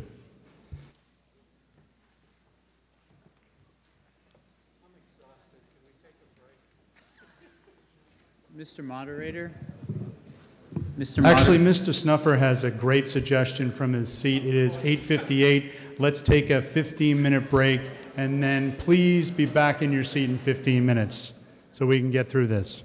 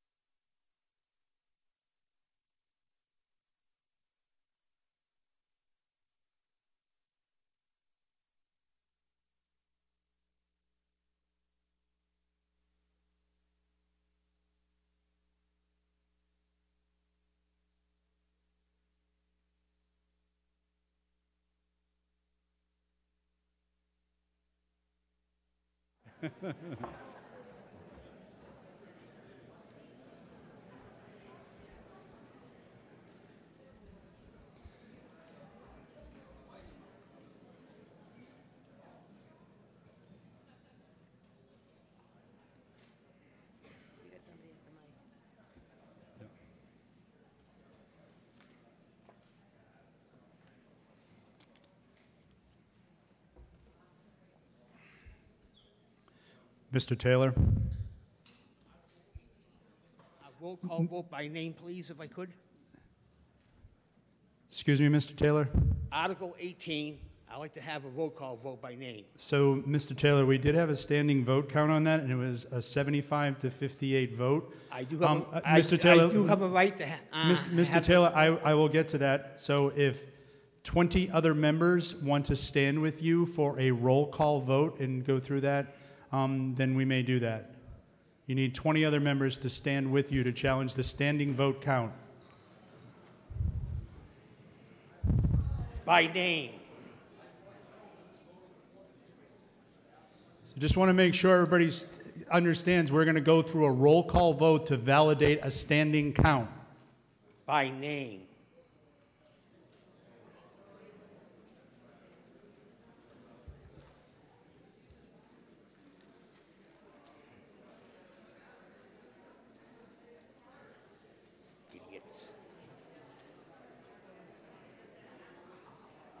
Excuse me, Mr. Taylor, I think I misunderstood you. What you're saying is that when Article 18 comes forward, it is decided by a roll call vote. No, no, no, no. You want to, so you want to challenge the standing count we just had? Yes, I do. Okay, with a roll call vote. By name. Does everybody understand that you are standing to have a roll call on to validate a standing count we just had? Excuse me.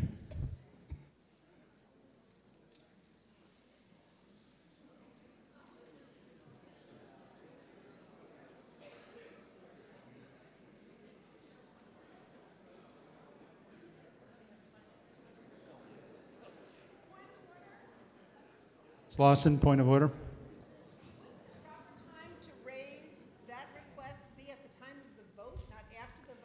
Well, you know what? I will tell you the rules do stipulate that they can challenge my call of a standing count. I'm just asking this body before we go through a roll call to understand that we're just going to go through and specifically call out all the names, which is maybe what you intend, and to basically validate the 75 who voted for and the 58 who voted against. There is a matter of time, so if anybody has left the hall, that is going to affect the vote. That is my one concern with the delay here, so I'm asking you to consider that. So,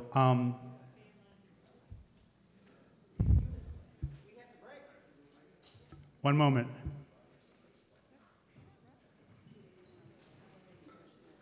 You have to keep on counting, JJ.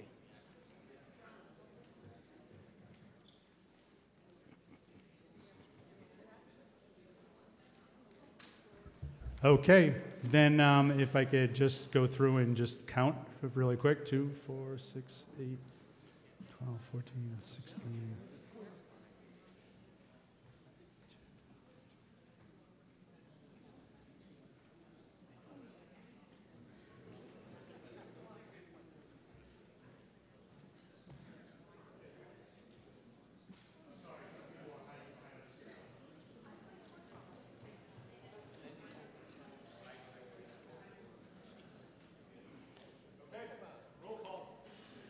Thank you.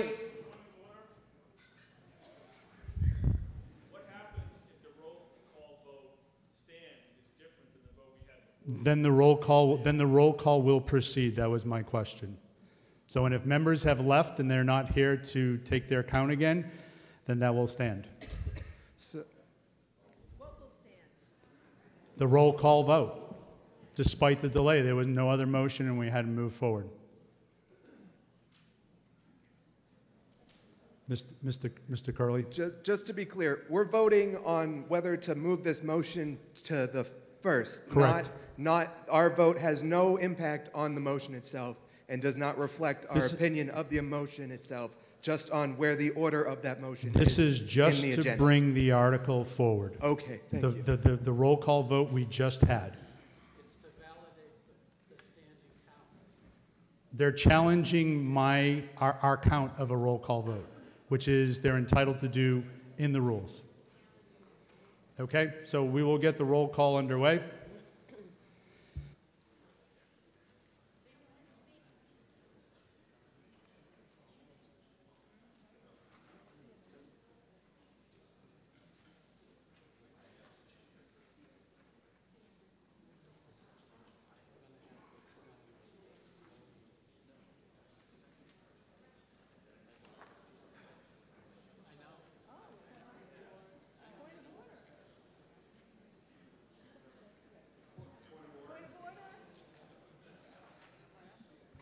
Yes, Ms. Long. Oh, sir, state your name, please, and your precinct. Excuse me? Thank you.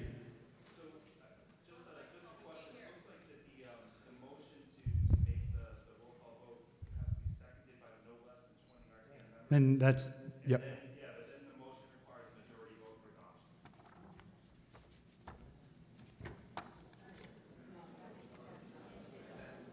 No, thank you.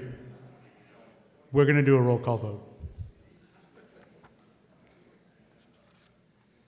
So just again, to be clear, the roll call vote is on the question to move the article forward. A yes is in favor of moving Article 18 to be the next matter on the warrant. A no vote is opposed to moving it forward.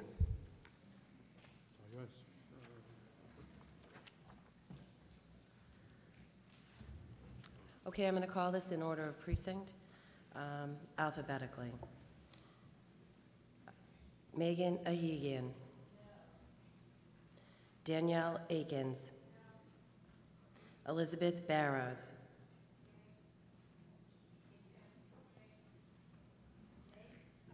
Catherine Conti. John Curley. Nancy Dayan. Jennifer Giotzis. Darren Hassenyeger.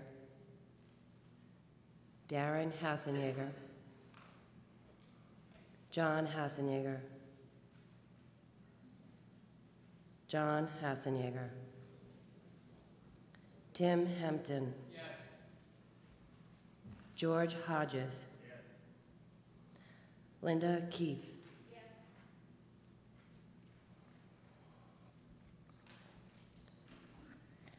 John Leith. Yes. Glenn Mayfie. No. Scott Mayfie. No. Jennifer McAndrew. No. Jillian Morley. Jillian Morley. Christine Walzer. Ron Ardeen. No. Andrew Basevich. No. Lisa Marie Bastianelli. Yes. Mark Breen. No. Thomas Coyne. Thomas Coyne III. Kistra DeMasso. No. Barbara Gallivan. Barbara Gallivan. Allison Hamilton. No. Mary Ellen Jordan Mercier.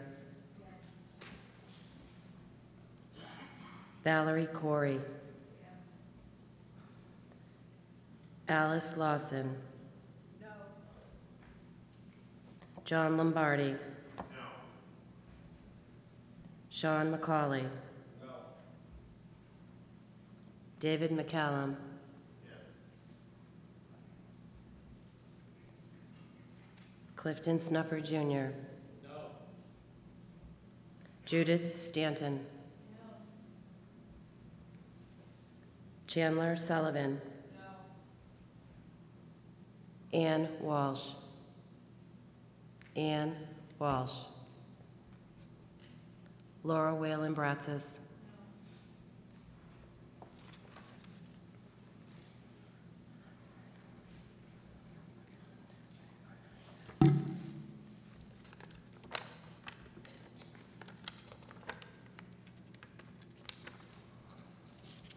Catherine Abatey. Catherine Abatey. Jane Bergen. Edward Damish. Edward Damish. No.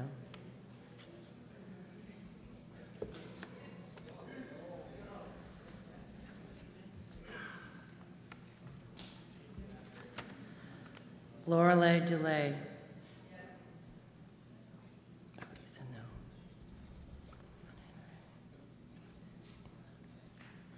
Janet Fasanella. Patrick Fasanella. Yes.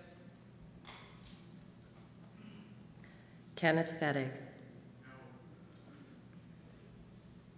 Lori Golub. Patrick Hinton. No. Susan Masterson. Susan Masterson. Yes? Michael McGrath. No. Betsy Mullen.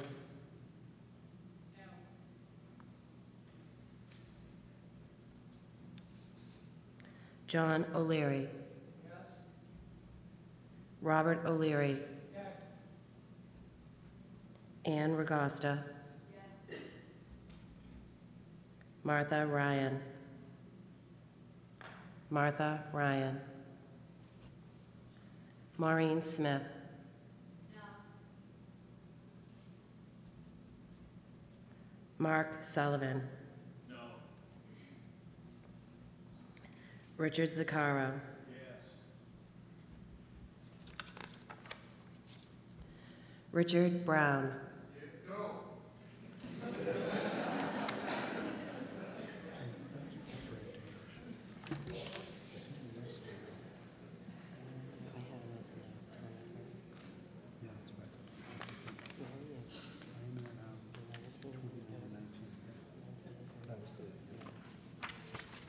Okay, so Richard Brown's a no. Susan Brown. No. Josette Burke. No. William Carroll. Yes.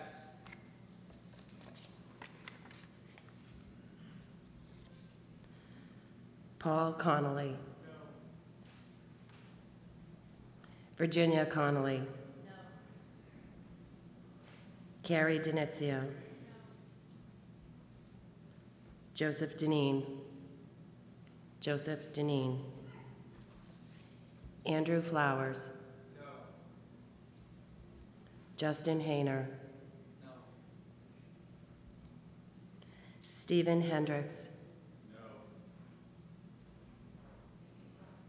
Edward Lynch III. Edward Lynch III. Shannon McCarthy. No. Fiona Murphy. No. Susan Naughton. No. John Robinson Jr. John Robinson Jr. David Salvatore. David Salvatore. Jill Tackett. No. Mark Trudell.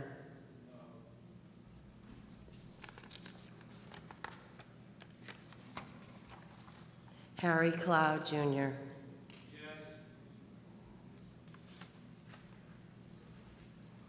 Roland Cuniff. Yes. Craig Dalton. Craig Dalton? No. Peter Drogan.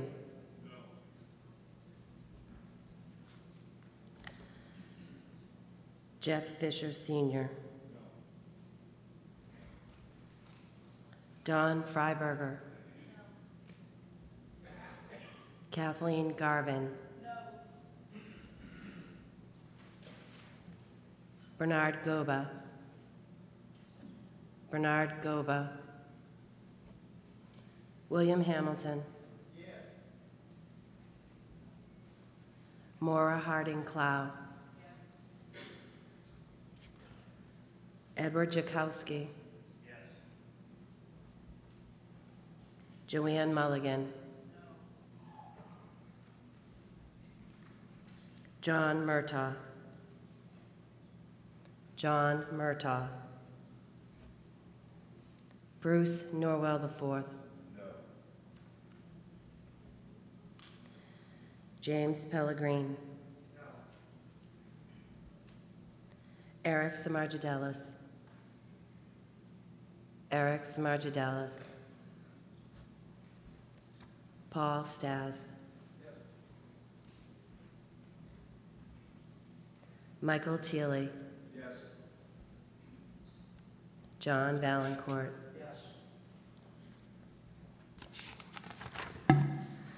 William Abbott.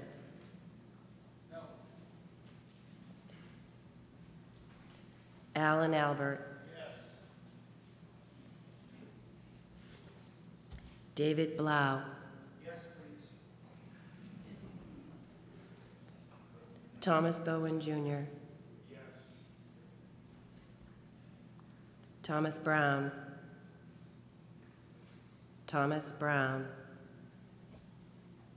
B.J. Burke. Donna Donnellan. Robert Donnellan. Audrey Grace. Jennifer Healy. Jean Hogan. John Lee. Wayne Lustin. Sean McDonald. Sean McDonald. Sally Rose. John Shepard. Donna Sherman. Kristen Syrak. James Taylor.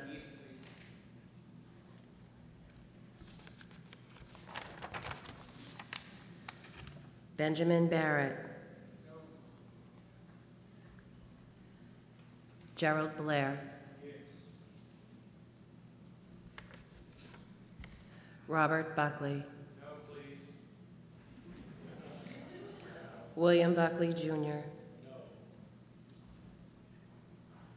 David Clark. Diane Culhane. Nicholas Cohane. Philip Zakarowski. Robert Damisch.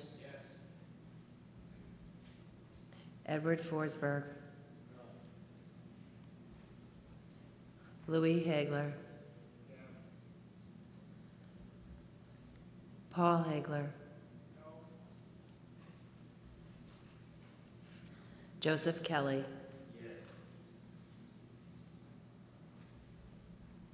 Michelle Marcados. Michelle Marcados. Richard Notabart.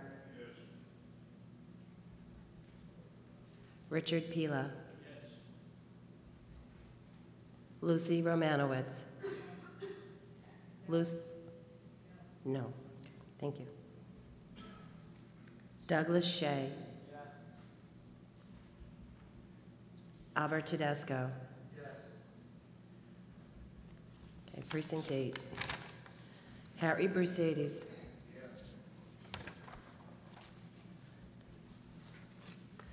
Brian Connor. Paul English. Nancy Gallivan. Richard Giusti. Kathleen Grulich.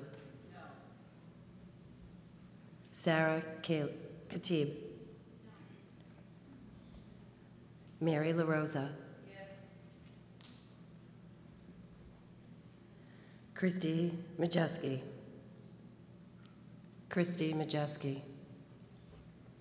Susan Maynard. Joseph Maraski. Beth Musini. James O'Neill. James O'Neill. Janet Rock. Victor Senna. Susan Shockett. Susan Spendley. And Lisa Vanderlinden. Okay, that's everybody. If I didn't call you? Okay. We'll talk.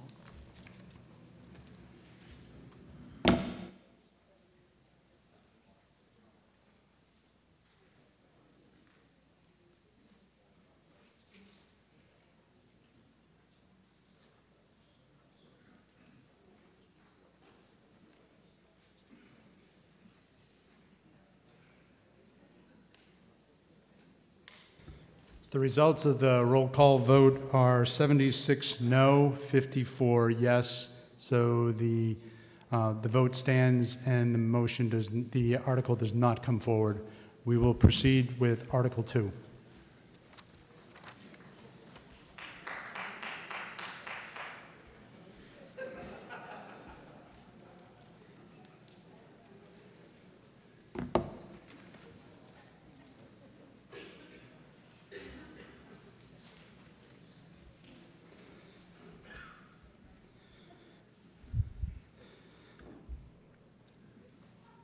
Article 2 is adjustments to the current year operating budget. It is regularly moved and seconded that the town raise and appropriate from taxation the sum of $224,300 to defray departmental and incidental expenses of the town for the fiscal year 2019, commencing July 1st, 2018, and to distribute that amount to the following budgets as follows on the screen.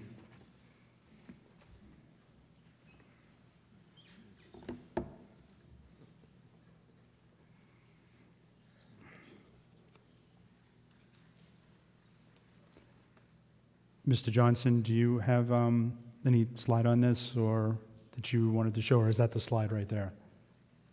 That's actually just the slide.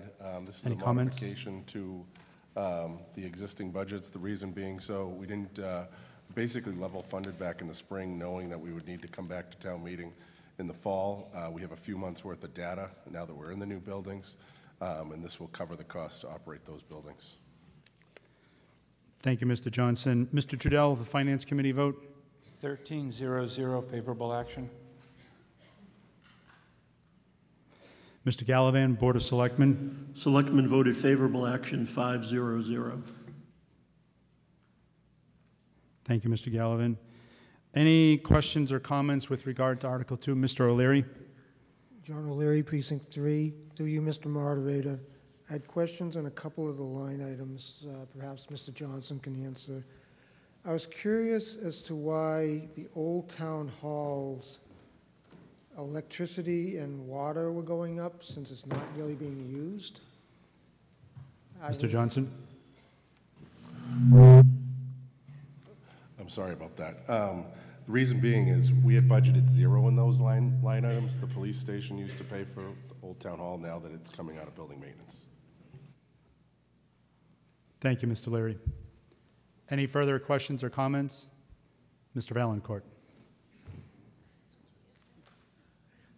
Valencourt, Precinct 5. Through you, Mr. Moderator, to the Town Administrator. Question, so were these items not budgeted at all for these particular accounts, or were they under budgeted by these amounts for the new buildings? Mr. Johnson? Mike or Pat, can you guys fix this? First, can you click on the left-hand bottom screen there? Guys. So the left, I'm sorry, your left column there shows how much we budgeted in each of those line items. The right side demonstrates how much we're at additional in funds we're asking for there.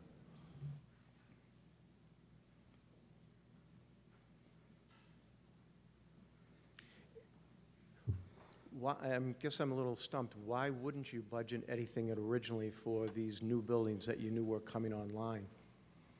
Mr. Johnson? As you all know, as the former chair of the Finance Committee, the Finance Committee makes the recommendations on the budget. The Finance Committee concurred with my recommendation as to let's see how much the cost of these buildings are actually to operate.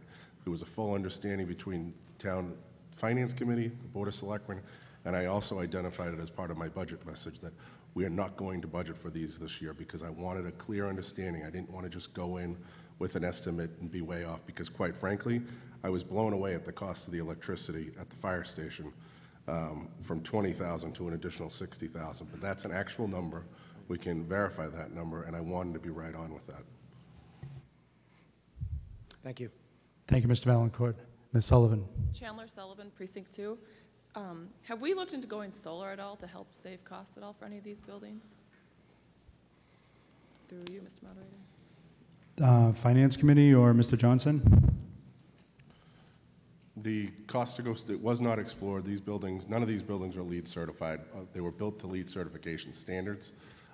Quite frankly, the budgets were tight on these buildings already. So the answer is no. The only building that currently has solar is the library, which was built into it about 5 or 6 years ago. They were LEED certified. We are doing we have 3 solar farms in town, and we are getting net metering credits through those. We did take an action at the prior town meeting to account for those funds, but on these buildings, no. Is it something that potentially could be looked into in the future to add solar panels? Through you, Mr. Moderator. Mr. Johnson? That's definitely something we can consider. Thank you. Any further questions or comments on Article 2? There being none, this requires a simple majority vote. All those in favor, please say aye. Aye. Opposed? It is a unanimous vote in favor.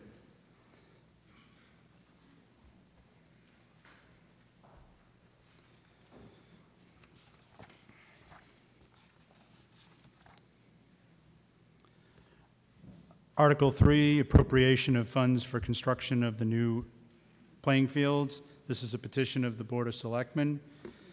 Appropriation, it is regularly moved and seconded that the town vote to transfer from free cash the sum of $1,500,000 to pay costs associated with architectural design and constructing, originally equipping, and furnishing of new playing fields in the town of Walpole, along with any and all work associated with an appurtenant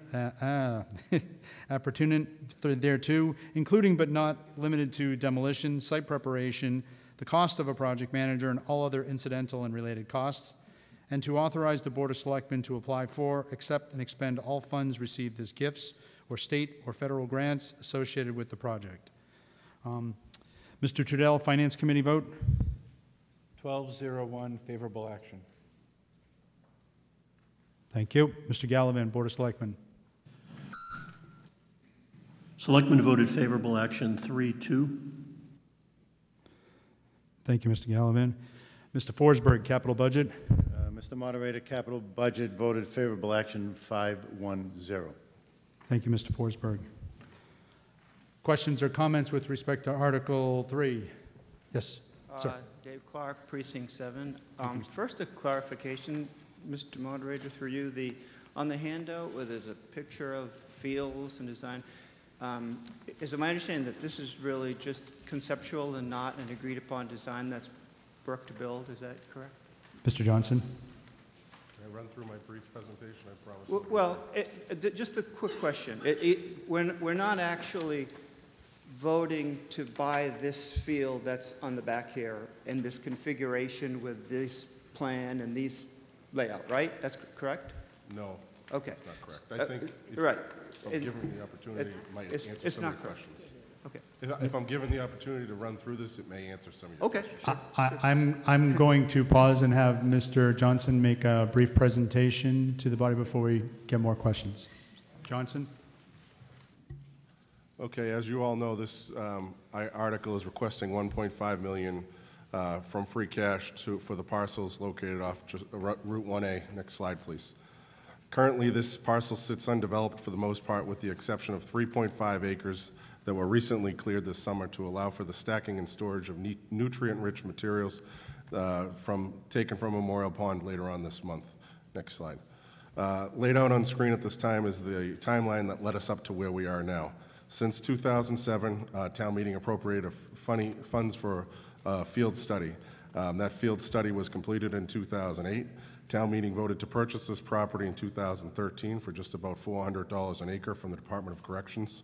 Town meeting voted last year to appropriate $500,000 from free cash to design the fields at this location.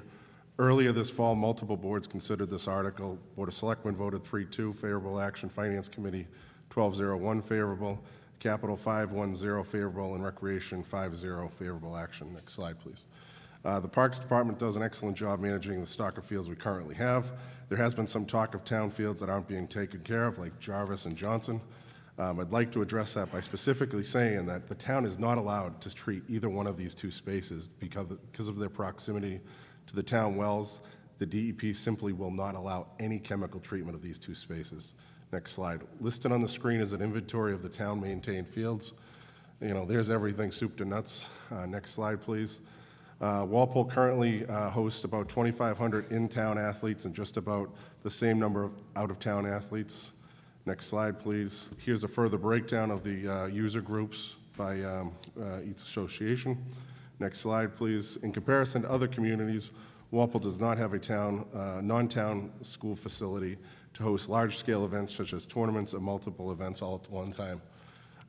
Next slide, please. The proposed complex will include a multi-use playing field, overlapping baseball and softball fields, basketball courts, walking paths, access driveways onto Main Street, 280-plus parking spaces, so they can accommodate large-scale events. Next slide, please.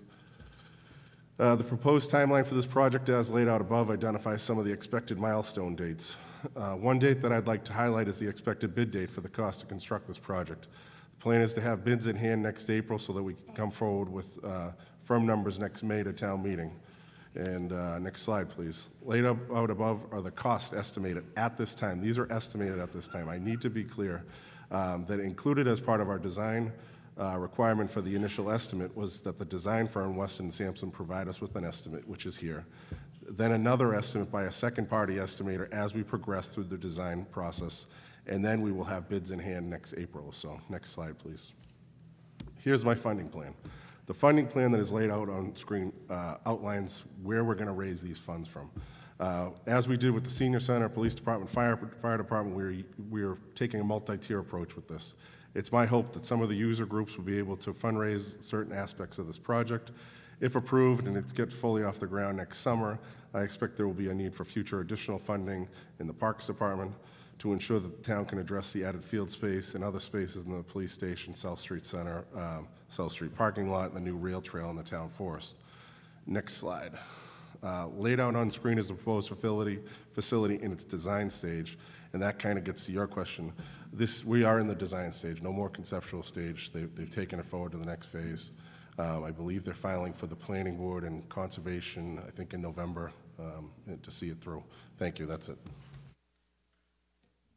Thank you, Mr. Johnson.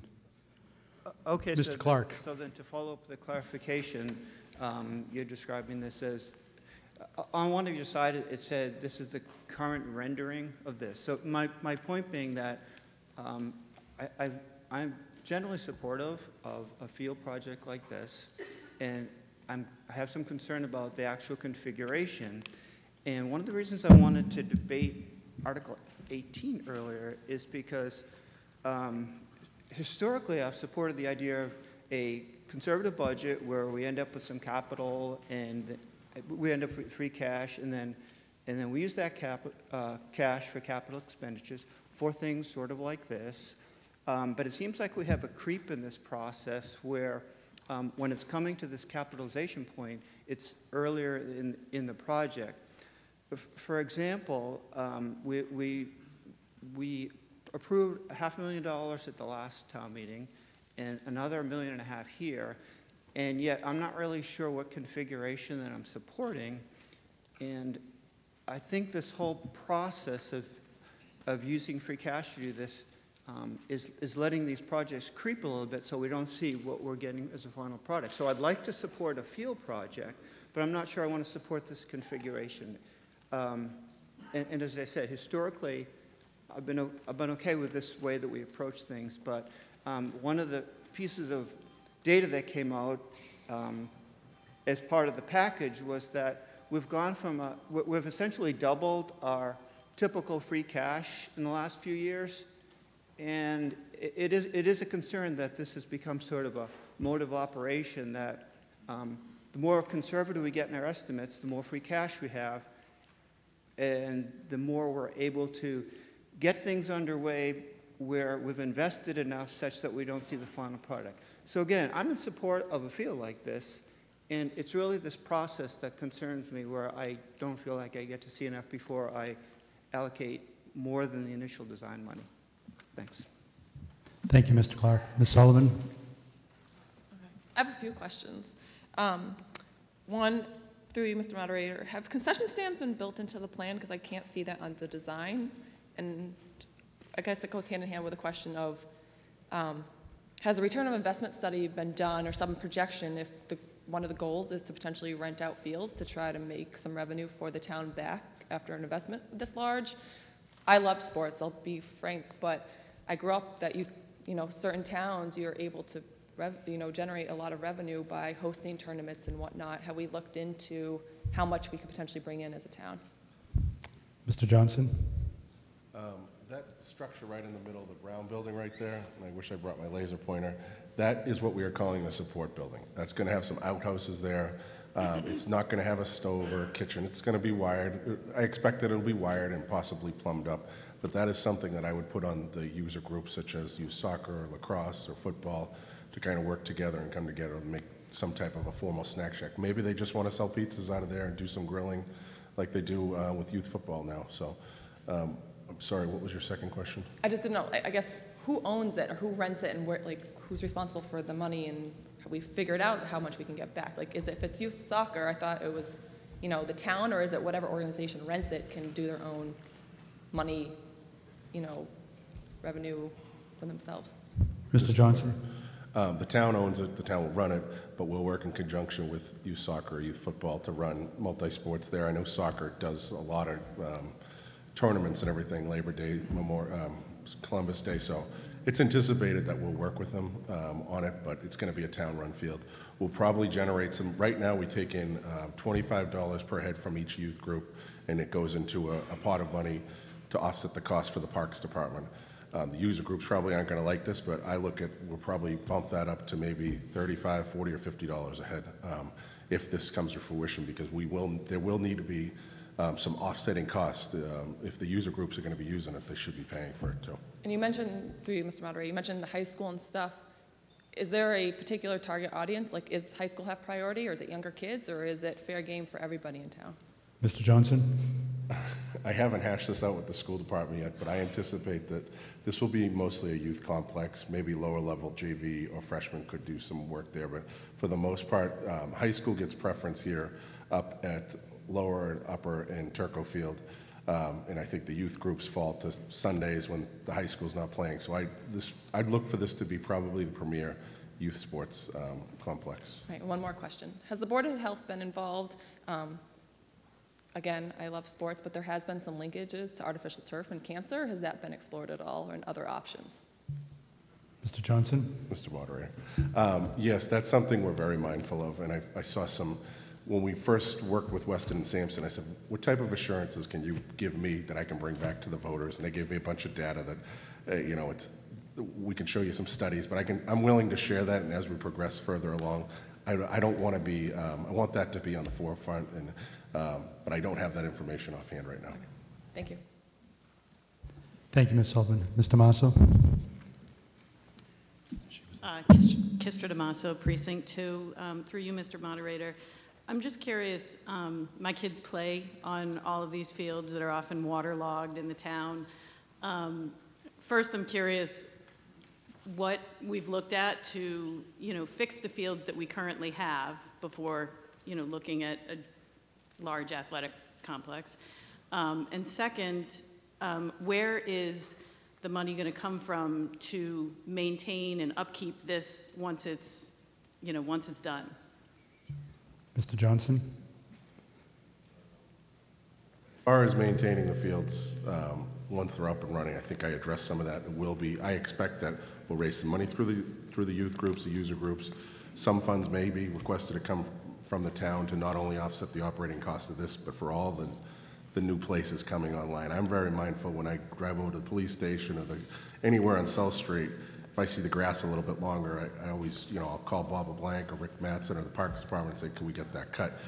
With this added space, this is a very small department. There will likely be a need to add, to supplement the workforce there. So I anticipate two sources right there. As far as the fix of fields we currently have, I think besides Johnson and Jarvis, we do a pretty good job keeping up with the inventory. Johnson and Jarvis, I addressed that, but is there a specific field you're thinking of? Well, I just keep hearing from Walpole Youth Soccer that the fields are constantly drenched. Like this fall, my daughter's had soccer practice maybe once a week, if that, from all the rain. And they're saying it's because of, the fields don't drain. And I'm just curious if, first, that's going to be an issue on this second section, which I think is, just basically grass, not the artificial turf. But if we are able to address the drainage issue on the current fields that we have. Mr. Johnson? Oh, Mr. Gallivan. Sorry. My lot is run and maintained by Walpole Youth Soccer. It was developed by Walpole Youth Soccer. It was built on rock slab and needs a lot of drainage help. This has been, I know, a particularly bad year. They had 30 days when they were completely closed. I think one of the differences with this field complex is it's being engineered by an engineering firm, so it will have all the necessary underground drainage and gravel layers and all those kind of things.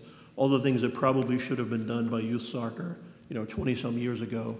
But frankly, they didn't have the budget to do that on that field. So I know youth soccer has had some board discussion about, do we dig up the fields, add more drainage and all that kind of stuff.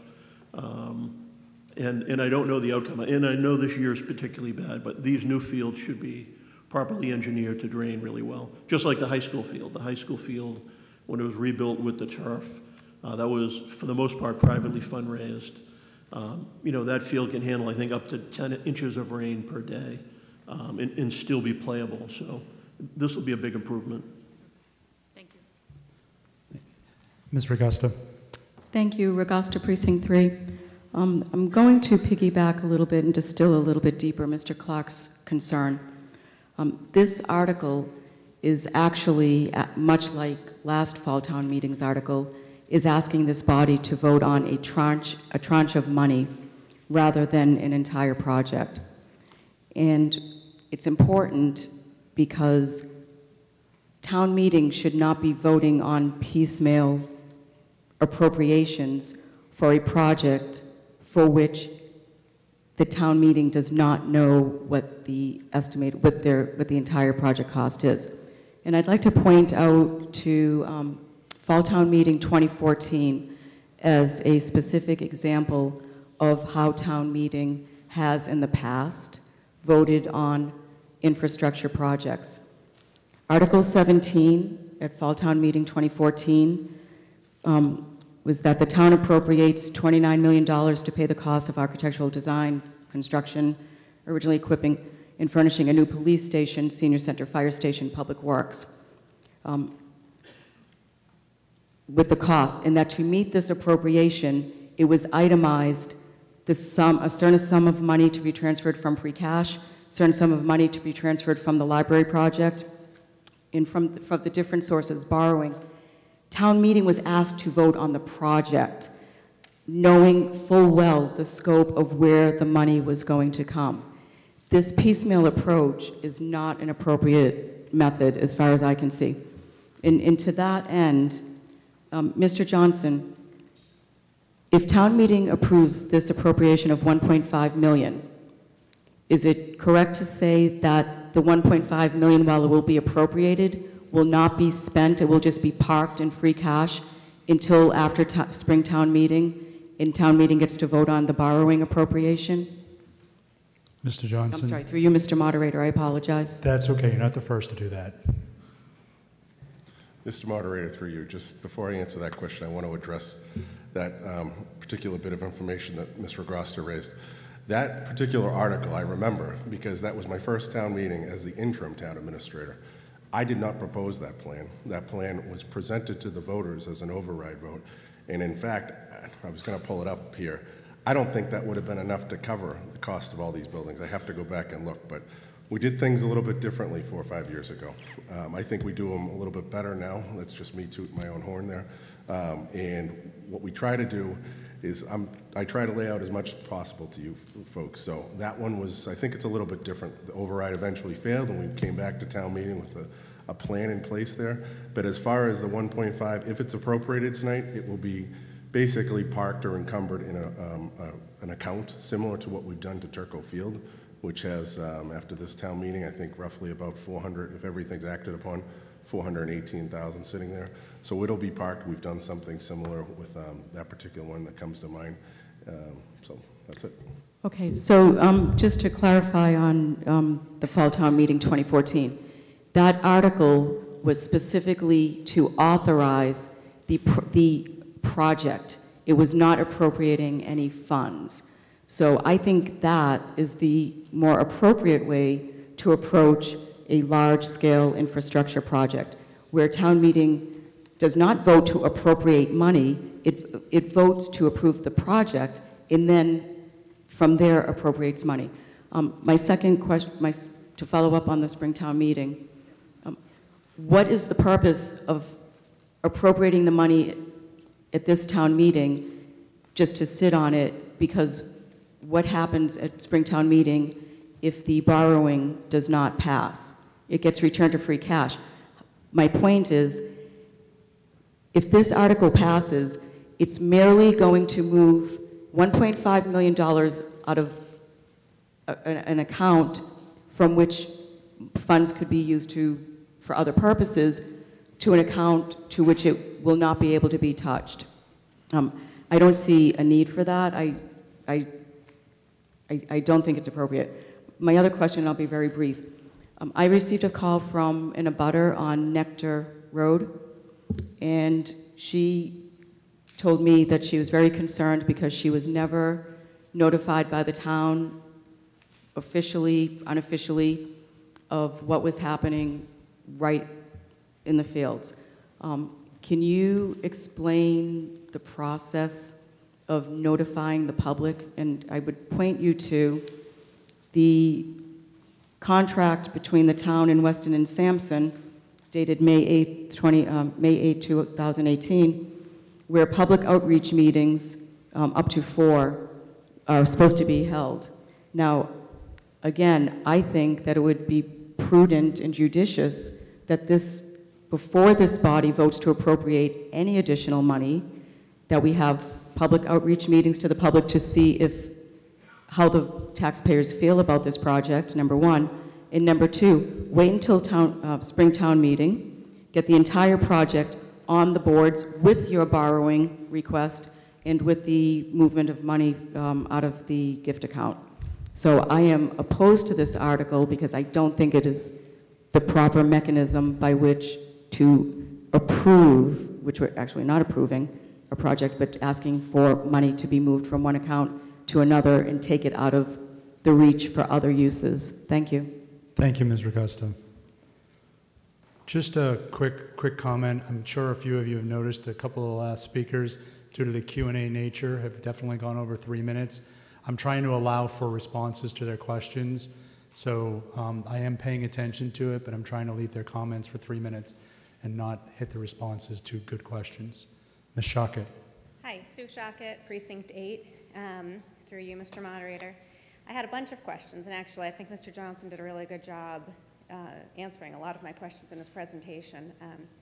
I was particularly happy to see that a lot of the funding was going to come through fundraising and not everything on the taxpayers. But one question I have is about maintenance. And has anybody done a projection of 5-10 years of what the upkeep cost is going to be? I know you mentioned that it might involve bringing a new staff person on, but I was wondering about turf replacement. I think it was that like every 10 years the turf has to be replaced.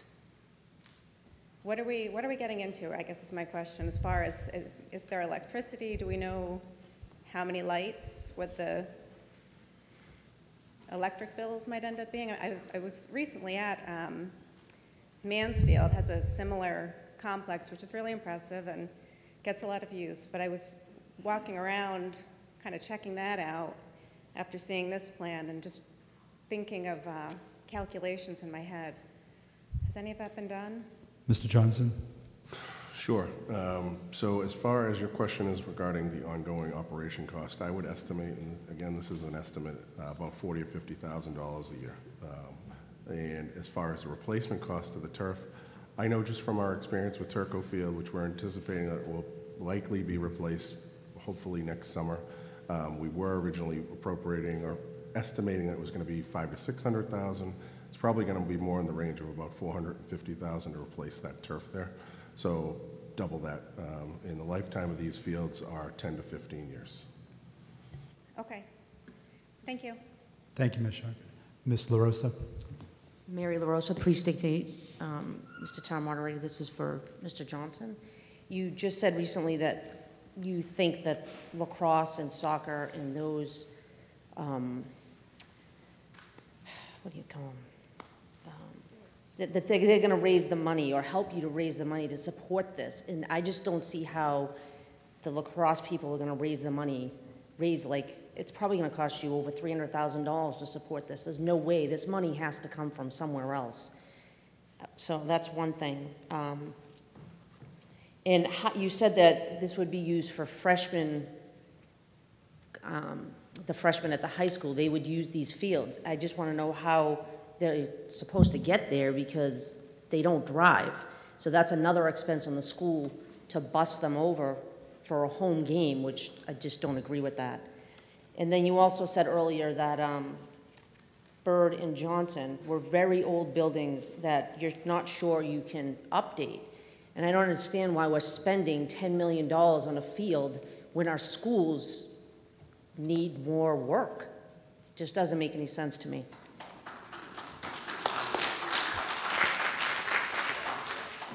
Thank you, Ms. LaRosa. Mr. Flowers? Andrew Flowers, Precinct 4, Finance Committee. I'm going to speak in favor of this article and mention three things. One is about the need. The second is about the public process or public engagement. And the third is about the financing. So Walpole lacks a concentrated, modern athletic field complex, as I think Town Administrator Jim Johnson's presentation very clearly outlined. You look at Norfolk, Framingham, Attleboro, the other towns that attract a lot of athletic activity and athletic revenue, they have the necessary fields. This has been studied to death, and that leads me to my second point because it's an 11-year process. So the notion that this hasn't been put before the community or the voters, is belied by the facts because going back to the spring of 2007, this process was kicked off. And 5 years ago when the town bought the land for a song at $400 an acre, it was accelerated even further, this process of clearly there's a need for athletic fields. How do we make this happen? How do we find a solution? And to speak to my third point, the financing, I actually commend Jim Johnson for using $1.5 million in free cash because look at the economy. Interest rates are going up. Otherwise, we would be borrowing this money and paying interest on that.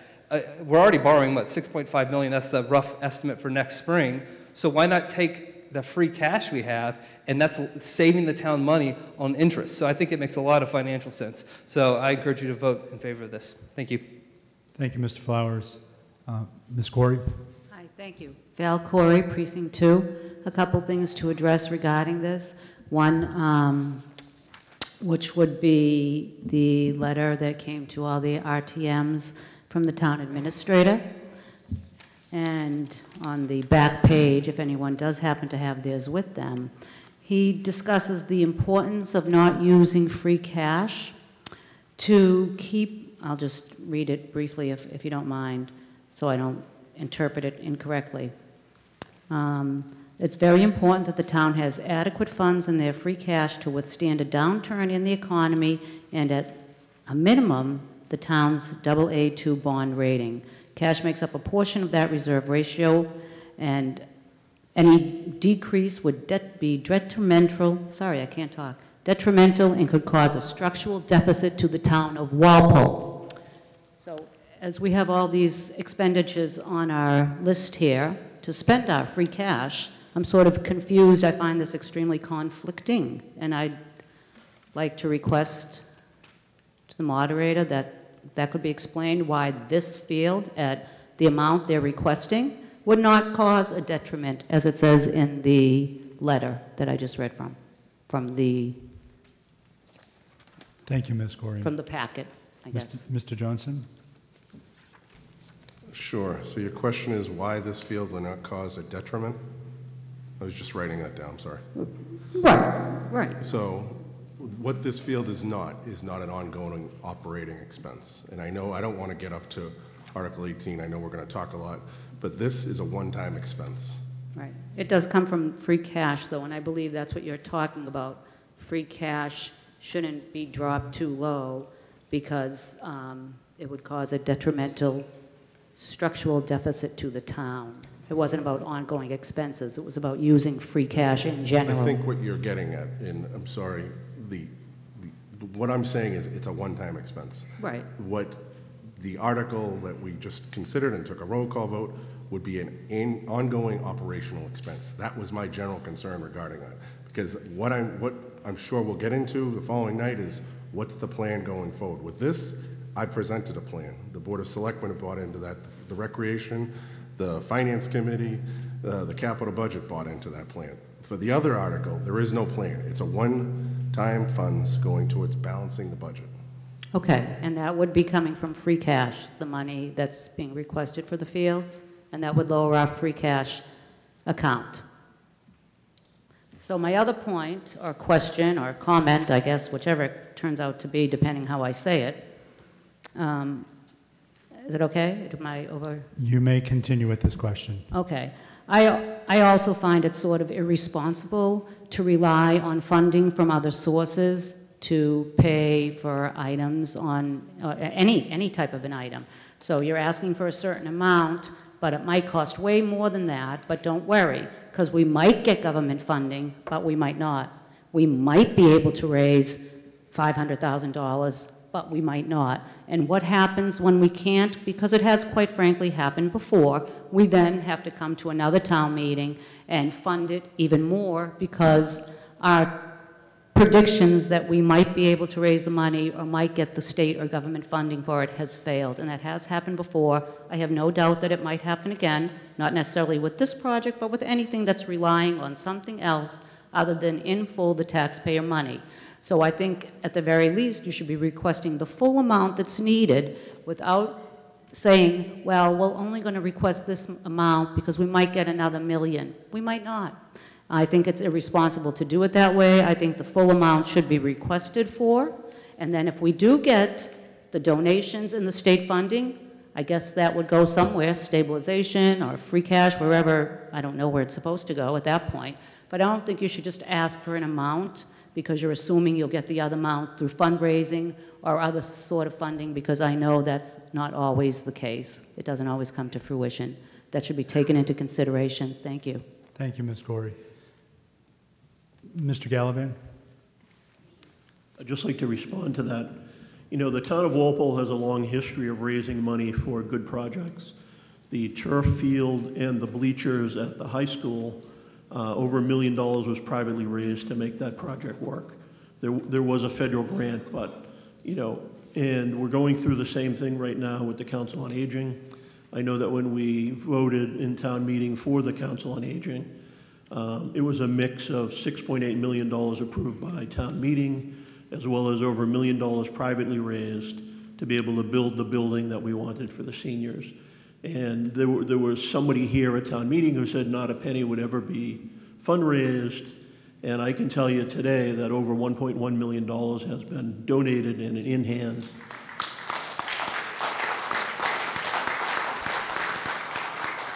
And an additional $100,000 in in-kind services have or will be provided, and we're still fundraising. So for the right project, I think that the townspeople are very generous. The youth sports got together on the high school field, and that can be done again. Again, the final figures are not in, and I'm sure that when this plan is proposed after bidding next spring, that all those details will be firmed up. Thank you, Mr. Young. Mr. Pila. I'll defer to the... Actually, you were there first, but if you want to defer to her, I will absolutely go to Ms. McCarthy. Thank you. Shannon McCarthy, Precinct 4. I was elected to represent the citizens of my precinct, and believe it or not, this was the article that I was contacted about the most out of everything on the ballot this meeting, and overwhelmingly they asked me to vote in favor of this article. So that is what I plan to do. And I just wanted to read an excerpt from an email from Joe Grant. I hope he doesn't mind me doing this, but he is the Recreation Committee Chairman, Youth Lacrosse Board Member, and coach for 10 years of and coach of that Youth Lacrosse for 10 years. He's a Youth Football Board Member and a coach for 10 years of that team as well. And the part that really got me the most is that he says, while I understand that these fields may not seem like a necessity, I can tell you to the youth sports leagues, they are long overdue. For example, youth lacrosse has so little field time, we are not able to hold team practices. Practices are instead by level. That means every practice is with 40 to 80 players. Many times when we have to cancel a game due to weather, we have no time to reschedule that game. Many of these games either go unplayed or we have to work with the opposing team to try to schedule them away. So beyond the condition of the field, there's a clear need for a greater number of fields to accommodate Walpole's growing population. So I hope everyone considers this when they vote. Thank you. Thank you, Ms. McCarthy. Mr. Pila. Mr. Moderator, through you, Jim, a couple of questions. Last year, town meeting approved $500,000 for design. This year, this request is for $1.5 million.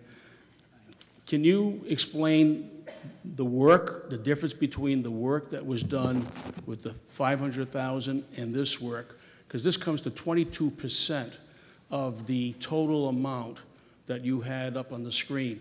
That seems like an awful lot for design. This is an athletic field. It's not the Taj Mahal. It's not the police station, the fire station. And this project, and I'm not saying that I'm opposed to it. I am opposed to the process in doing this piecemeal. But this is the same price tag as the police station and the fire station, essentially. Mr. Johnson. The Board of Selectmen signed an agreement with Weston Sampson to provide design and services all the way through up to bidding for $451,000. They have an alternate in their contract if the project gets fully funded for $160,000 to oversee the project during construction, basically serve as a construction manager, clerk of the works. So that's the two funding. What's that total? Just about $610,000 or $11,000 for clerk of the works services, design, oversight, and the rest would be expected to go towards construction. Why $2 million for design? This is a ball field. This is an athletic field. Mr. Johnson. It's not design. It's that whole 1.5. What are you referring to? The 500,000 last town meeting and the 1.5 here. Mr. Johnson. Mr. Moderator, if you read the article, it covers design and construction services, correct? The whole project is going to be $9.2 million? Mr. Pila, if I could, just for a second Surely. to go back. It does say the $1.5 million is to pay costs associated with architectural design and constructing originally equipping and furnishing of new playing fields, along with any and all work associated thereto, including but not limited to demolition, site preparation, cost of a project manner, and other incidental and related costs. So then it's what is? all encompassing. So then what, through you, Mr. Moderator, then Jim, what is the total amount just for design and not for construction? Mr. Johnson? It's 451. Right. Plus 160,000. And that 160,000 includes basically the clerk of the works. Okay, thank you. Thank you, Mr. Pila. Mr. Morawski. Thank you, Mr. Moderator. Morawski, Precinct 8. This is exactly where I was going with where Mr. Pila's argument was. Of the $1.5 million that you're looking to appropriate now, how much of that is for construction? Mr. Johnson. It's mostly all of it's going to. Okay, well, what can you construct then if you don't have the money that you want next spring from borrowing? What are we going to construct for this amount of money between now and the spring annual town meeting? Mr. Johnson. I believe I already answered that when Ann asked the question. It's basically encumbering or setting aside this money. So basically, no action is being taken other than parking the money.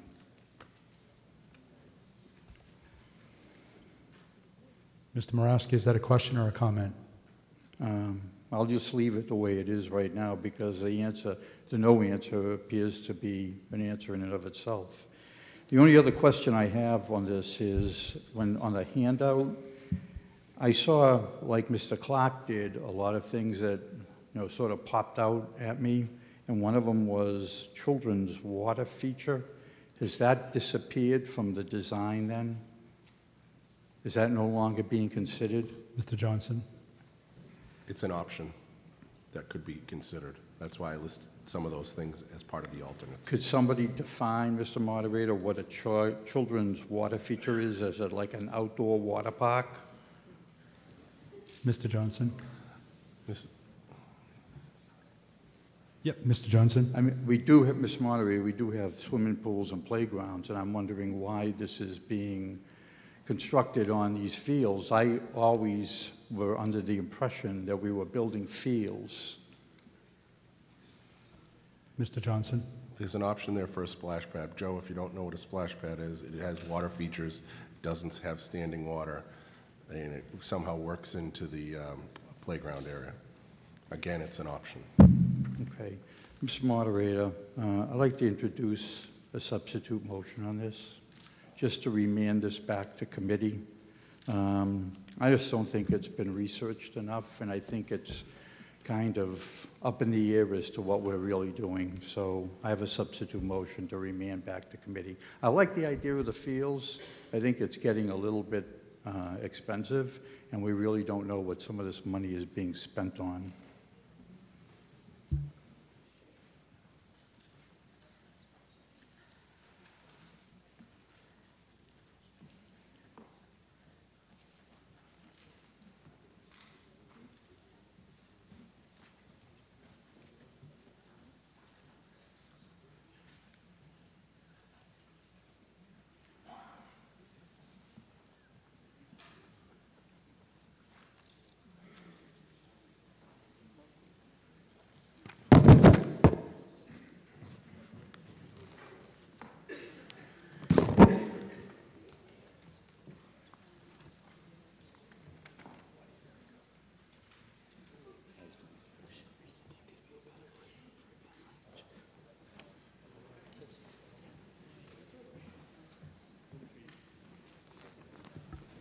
So at this time, we have a substitute motion on the table from Mr. Morawski to remand Article 3 back to committee.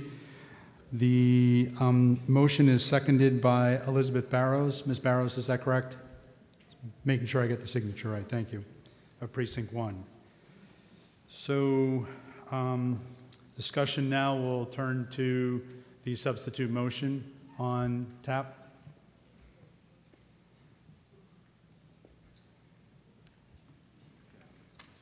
Any questions or comments with regards to the substitute motion? Mr. Forsberg? Mr. Moderator, if I could explain the article a little bit from my understanding on capital budget. Can I do that, Mr. Moderator? Yes, Mr. Forsberg. Okay, my understanding is that the $500,000 that was allotted last year was for the design of these fields. And what we voted on at capital budget was $1.5 million for the construction of the fields, but none of this money would be spent. It was just earmarked for the fields, and no money would be spent until the next town meeting and the full plan comes before us and would be voted on. And how it was really explained to us is that this money would actually buy down the borrowing. So if it's $9.2 million, instead of having to borrow that full amount, then we would just have to go for the 7.7, I think it is, my quick.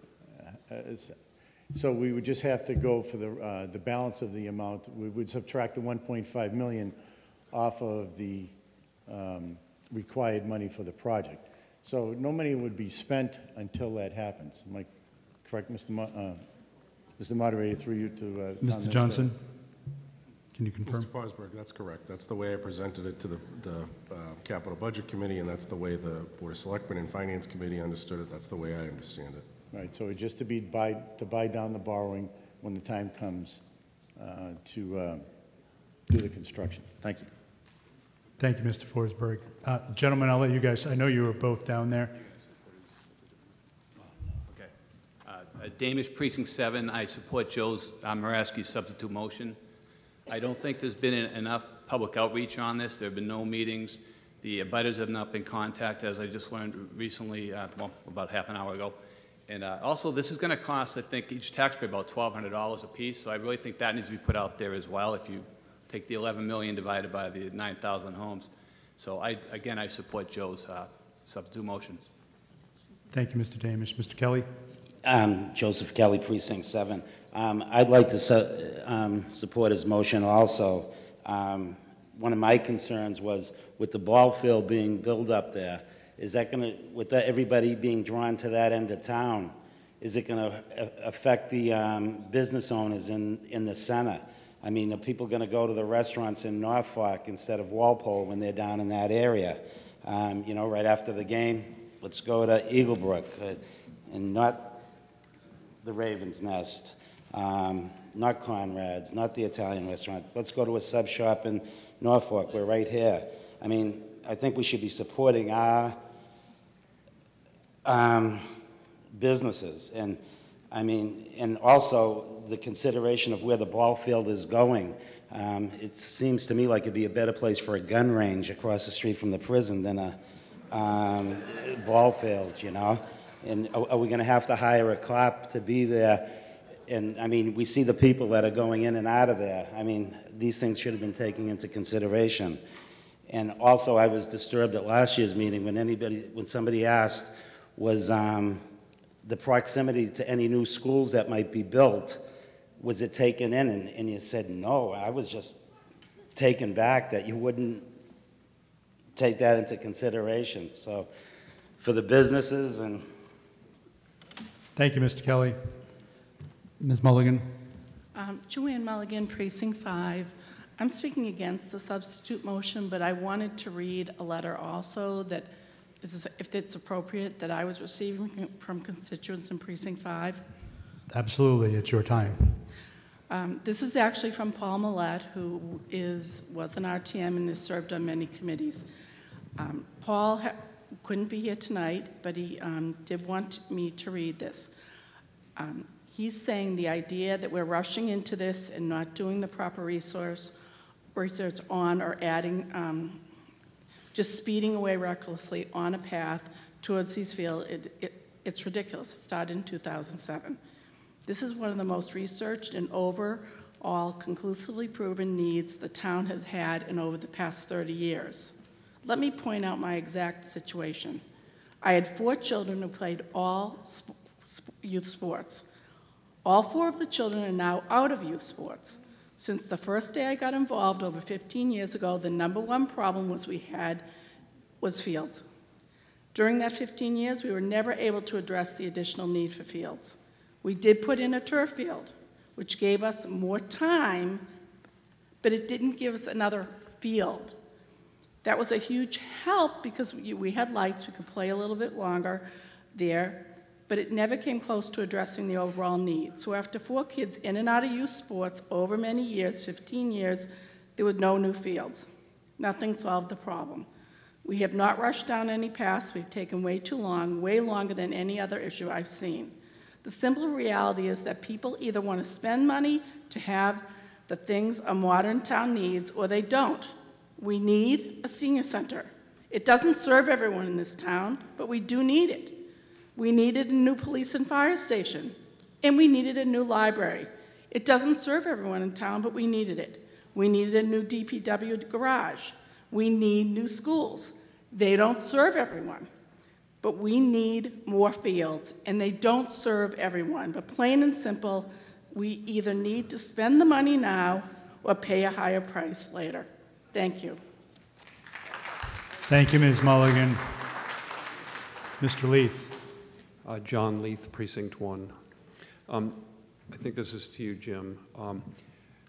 And I guess I need this information to help me make a decision. But as I look at the layout and I see what looks like two soccer or two football fields, which presumably could be football, soccer, or lacrosse, which puts you into 2 seasons, so you have use of those for much of the sporting year. But the fields down below, it looks like there's a softball field and a baseball field, and what I can't tell is, I don't know which is supposed to be the synthetic or not, because the lines on those are permanent, and they can be distracting if they go into like an outfield or something. But what's the plans for the lower part of the layout there in terms of soccer or lacrosse? Because I think those are the biggest needs, and if there's only 2 fields, that doesn't seem sufficient, especially if you're planning on having a tournament. So if you could address that. Mr. Johnson. Mr. Moderator. I'm sorry, through you, Dan. That's okay, Mr. Leith. I knew what you meant. Mr. Leith, something that I learned, and I think the whole town learned a lot of, was Walpole's really good at getting our best value for spaces we use. I took a lot away from the design and construction of the Turco Field. Turco Field has lines for lacrosse, baseball, soccer, field hockey, and I may be forgetting football. So at least multiple uses on that field. It would be my intention, we've talked about it with the architects, to have similar type of setup, have all the lines on the field, so as many groups as possible can use that, so it's not restricted by, well, that only has soccer and football lines on it. Field hockey can't use it, or lacrosse can't. So it's the turf fields, which are up at the top of the screen, right under conditions, will have as many as possible. Same can be said for the bottom part. Those are grass, so we can have a Parks Department line them differently as the demand in each season comes forward. So the plan would be for the lower half to be soccer fields in the fall when baseball isn't being played, for example. Is that correct? Soccer, and I'd be remiss if I, sorry. That's okay. If I didn't include field hockey there too. Oh, yeah, I'm sorry. I guess 2 more questions quickly. So I don't know how this fits on the land that was acquired by the town. Is there room for expansion to add more fields, or is that pretty much pushing the envelope as far as the perimeter of the land that Walpole has? Yes, I specifically mentioned that briefly in the presentation. There is room for expansion. This field space that this lays on right now is basically the best value. It's for the most part pretty level. It drops off a little bit down towards the end here, right near Attorney Goldberg here, but it can be expanded upon. This develops just about 18 to 20 acres, and the town purchased 64. Last question, just on the financial side of this. Mr. Flowers indicated that with interest rates going up, that it would make sense to pay for part of this with free cash or from some other means. I would actually suggest that interest rates are still at near historic lows, and interest rates are likely to go higher. In fact, they are going to go higher if you listen to what the Federal Reserve is saying.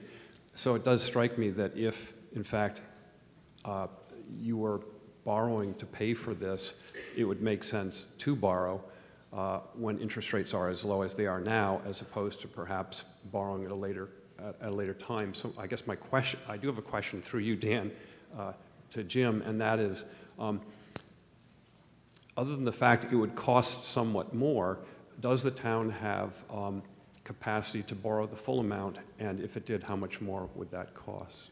Jim, before you answer this question, just folks, please take your questions. I realize we were debating the overall article, but there is a substitute motion to refer this back. I'm going to let this one go, but please try to focus a little more on that. But I understand your question, where it's coming from. Yeah, okay. So Jim, Thank please you. answer the question. Sure. The fields are a bit different from the buildings. Bond Council informed us we're only allowed to borrow for 15 years on fields. For some reason, that's a Mass General law. We can't stretch it out to 20 or 30 years like we can with the buildings. So we're a bit restricted there. So we have to be mindful of how much we borrow on this one. And the town's capacity is just about $6.5 million that we can really borrow for the stretched out over 15 years. And you've seen my multicolored sheet where I show all our borrowing and everything. So right now, if you were to put me on the spot, I would say no, but it's anticipated that next budget season, when we're developing the budget, there'll be enough capacity in the debt budget to handle a mortgage payment of $6.5 million. Thank you. Thank you, Mr. Leaf. Mr. Chekarowski. Philip Zachariowski, Precinct 7. I move the question. Who seconded that? Thank you, Mr. Curley. The question has been moved and seconded. All those in favor say aye. Aye. Opposed? No. The ayes have it. We will move for the substitute motion to remand back to committee. Mr. Hamlin, you can return to your seat for the moment. Sorry.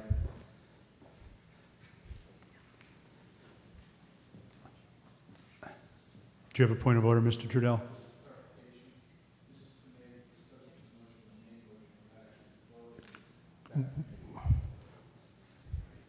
We're going to do it as one.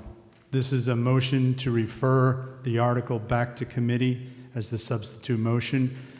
I don't feel you could do it in 2 votes, but to me, just for the instance of time, I think everybody understands what's at hand. Thank you for the clarifying question. So this is to refer back to the committee. Yes, Ms. Ragusta.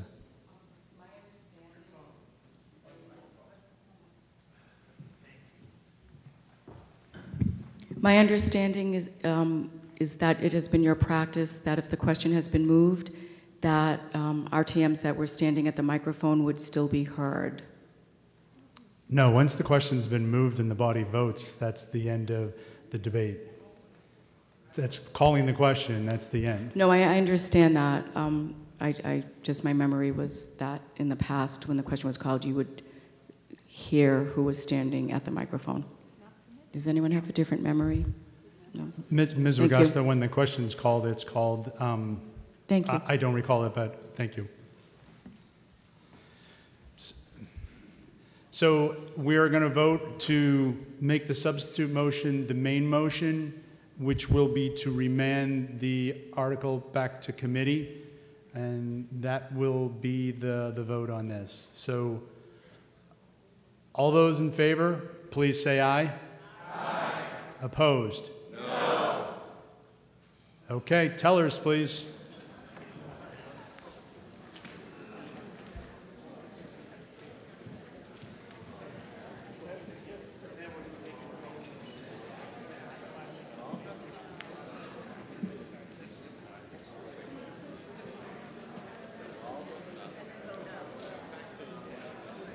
Quiet down, folks, please, so we can get through this vote.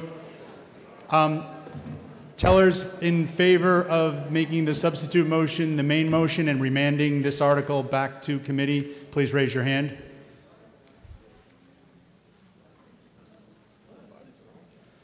All those opposed, tellers, raise your hand. Thank you. Okay. All those in favor of the substitute motion becoming the main motion and referring this back to committee, please stand. In favor.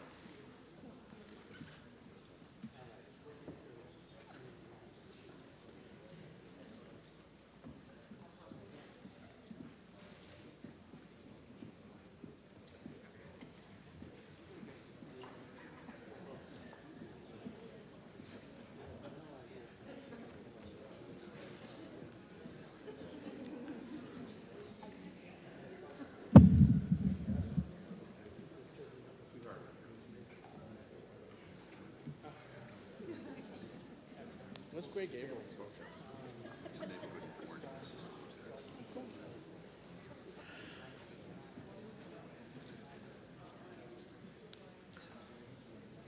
I'll go up until I need to phone a friend.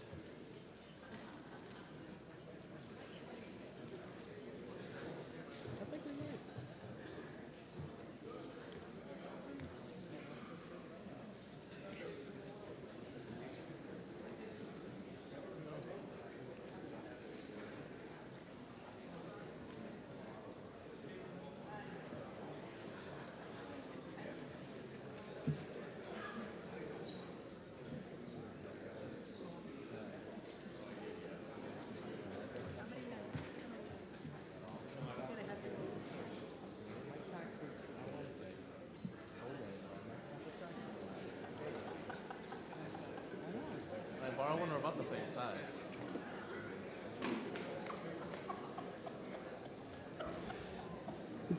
Senator Tellers, are we ready? Do me a favor, when you're ready, please come down to the microphone so I know. So Mr. Buckley on the right, please. Mr. Moderator, 3. Thank you, Mr. Buckley. Mr. Hegler on the left. 23. Thank you, Mr. Hegler. And Ms. LaRosa on the center. 29. 29. Thank you. Please be seated. All those opposed to the substitute motion becoming the main motion and referring back to committee, please rise. Mary and Val, don't forget down front.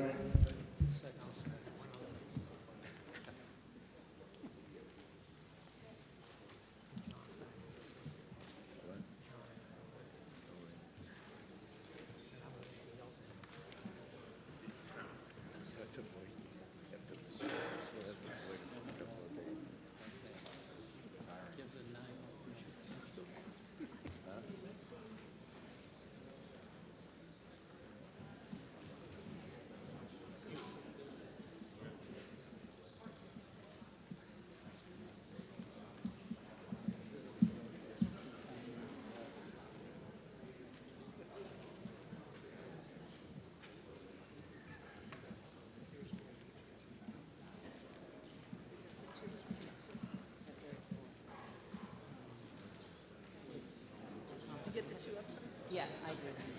Did you count the 2 up front?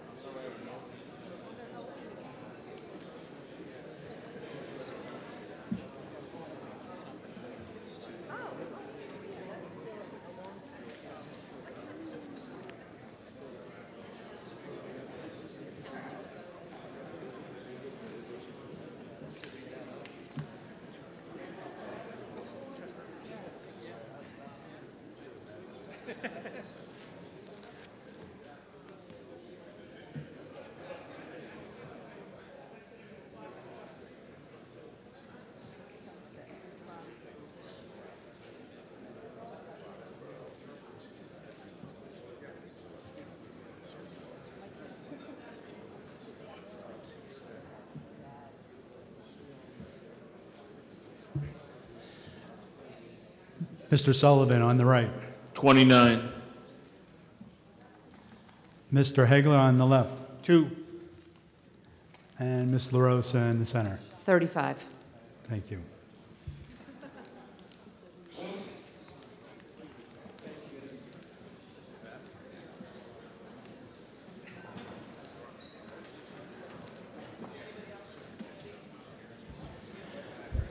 The vote is 70 against, 57 for, so the motion fails. The substitute motion fails. as does the refer back to committee. So we are now back on to the main motion. Any further questions or comments? Mr. Flowers. Andrew Flowers, Precinct 4, call the question. Thank you, Ms. Sullivan has seconded that. All those in favor of moving the question, please say aye. Aye. Opposed? No. The ayes have it.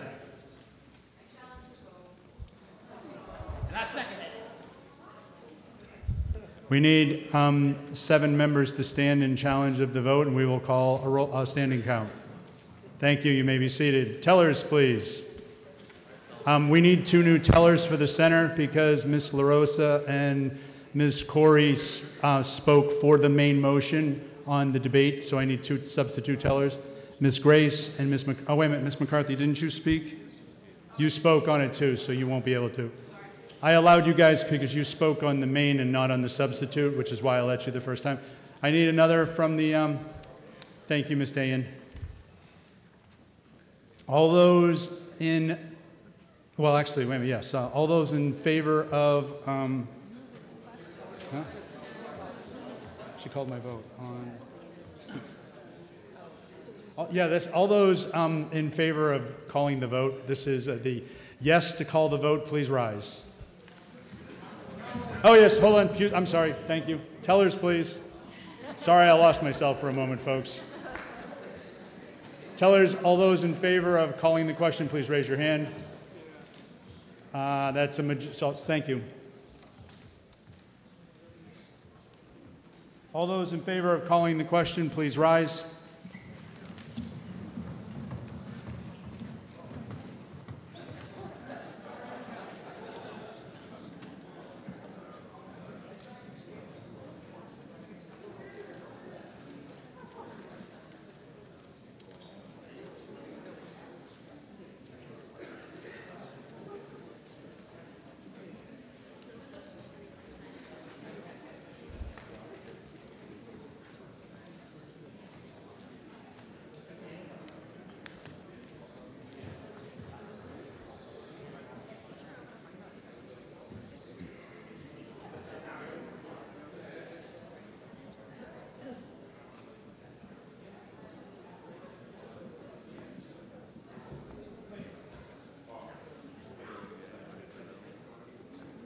I think it's the whole.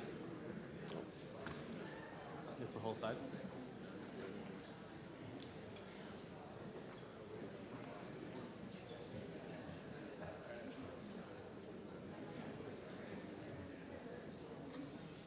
It's the whole side. Yeah.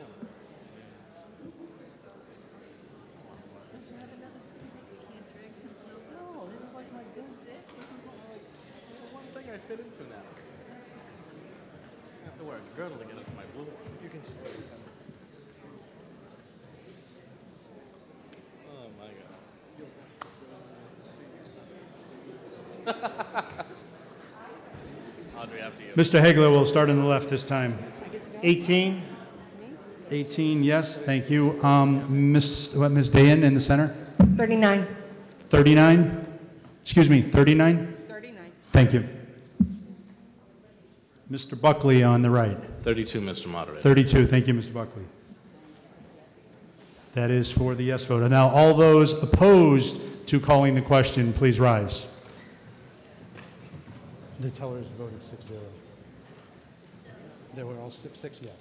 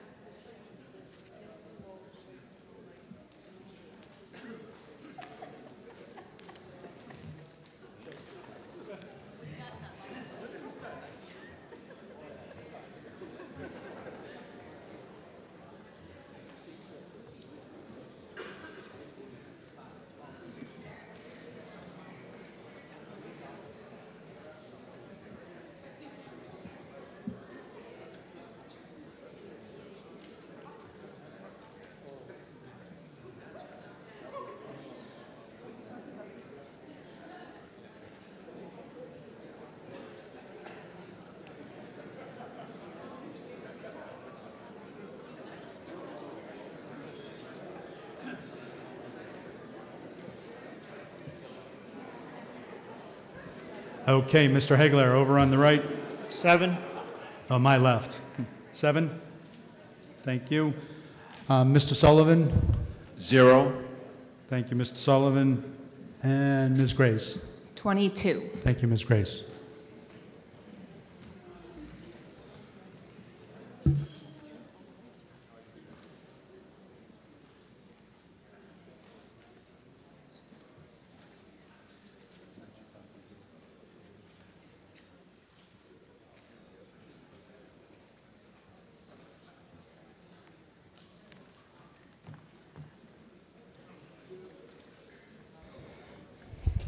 The motion to call the question passed 95 to 29.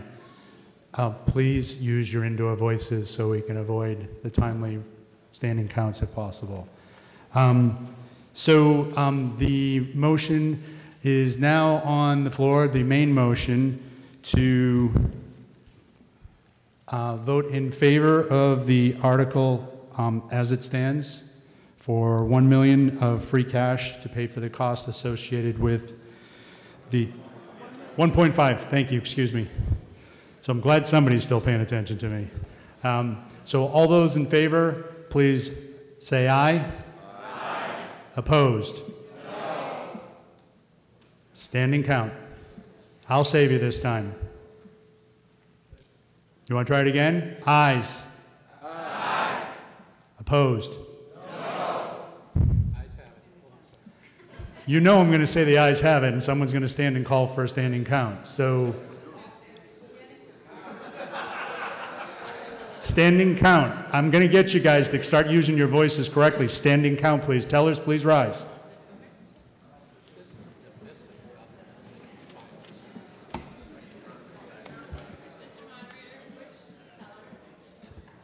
The same 2 tellers. Yep, the same 2 tellers, because they did not vote in the main motion. I'm sorry, folks, but you're really using your voices all over. I think I know this count, and you do too. But if you don't use your voice in a natural tone, it's very hard up here, and I'm trying to be fair. So I've got to do this. Tellers in favor, please raise your hand. 6, thank you. All those in favor of the article, please stand.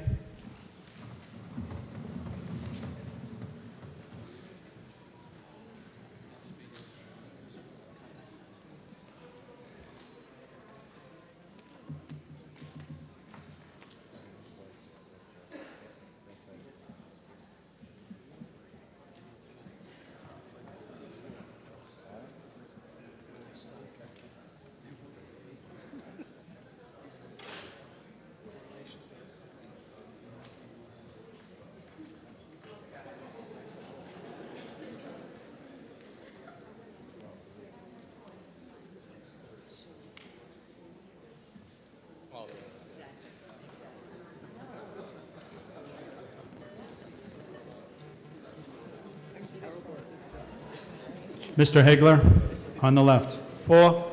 Thank you, Mr. Hegler. Mr. Buckley on the right. 29. Thank you, Mr. Buckley. And in the center. 32. Thank you, Ms. Dane. All those opposed, please rise.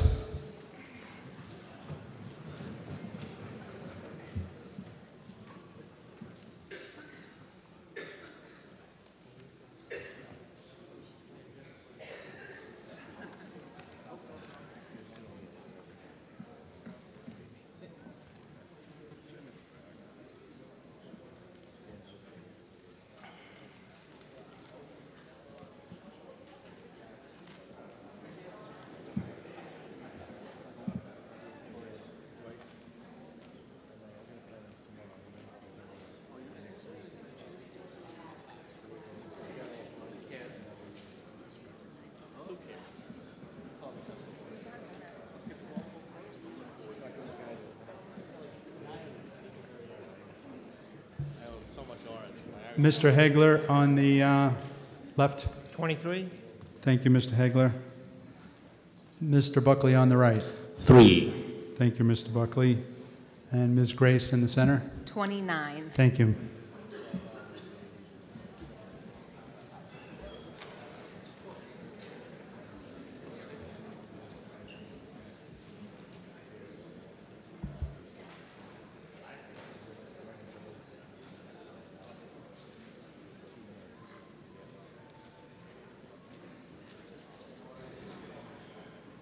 Yes. Yep. You had 23 on the left, 3 on the right, and 29 in the center, for a total of 55. So the ayes have it 71 to 55. As you'll note, I owe you a minor apology because the voices were closer on that, but I will tell you up here, and the town clerk agrees, that both calls on those last two votes, despite the disparity, sounded the same. So again, please use, I know you're passionate about your vote, but please use a normal voice in that. So maybe we can save a little time. If not, we'll go to the standing count so that it's right. So Article 3 passes.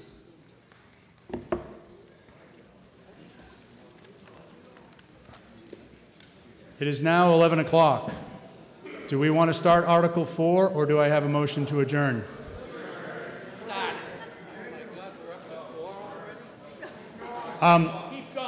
Does somebody want to make a motion or not? I have to have a motion. Motion to adjourn. Seconded. Thank you, Mr. Hempton. Thank you, Mr. Breen. All those in favor of adjourning until Wednesday evening at 7:30, please say aye. Aye. Opposed? No. Thank you. Motion adjourned until Wednesday evening.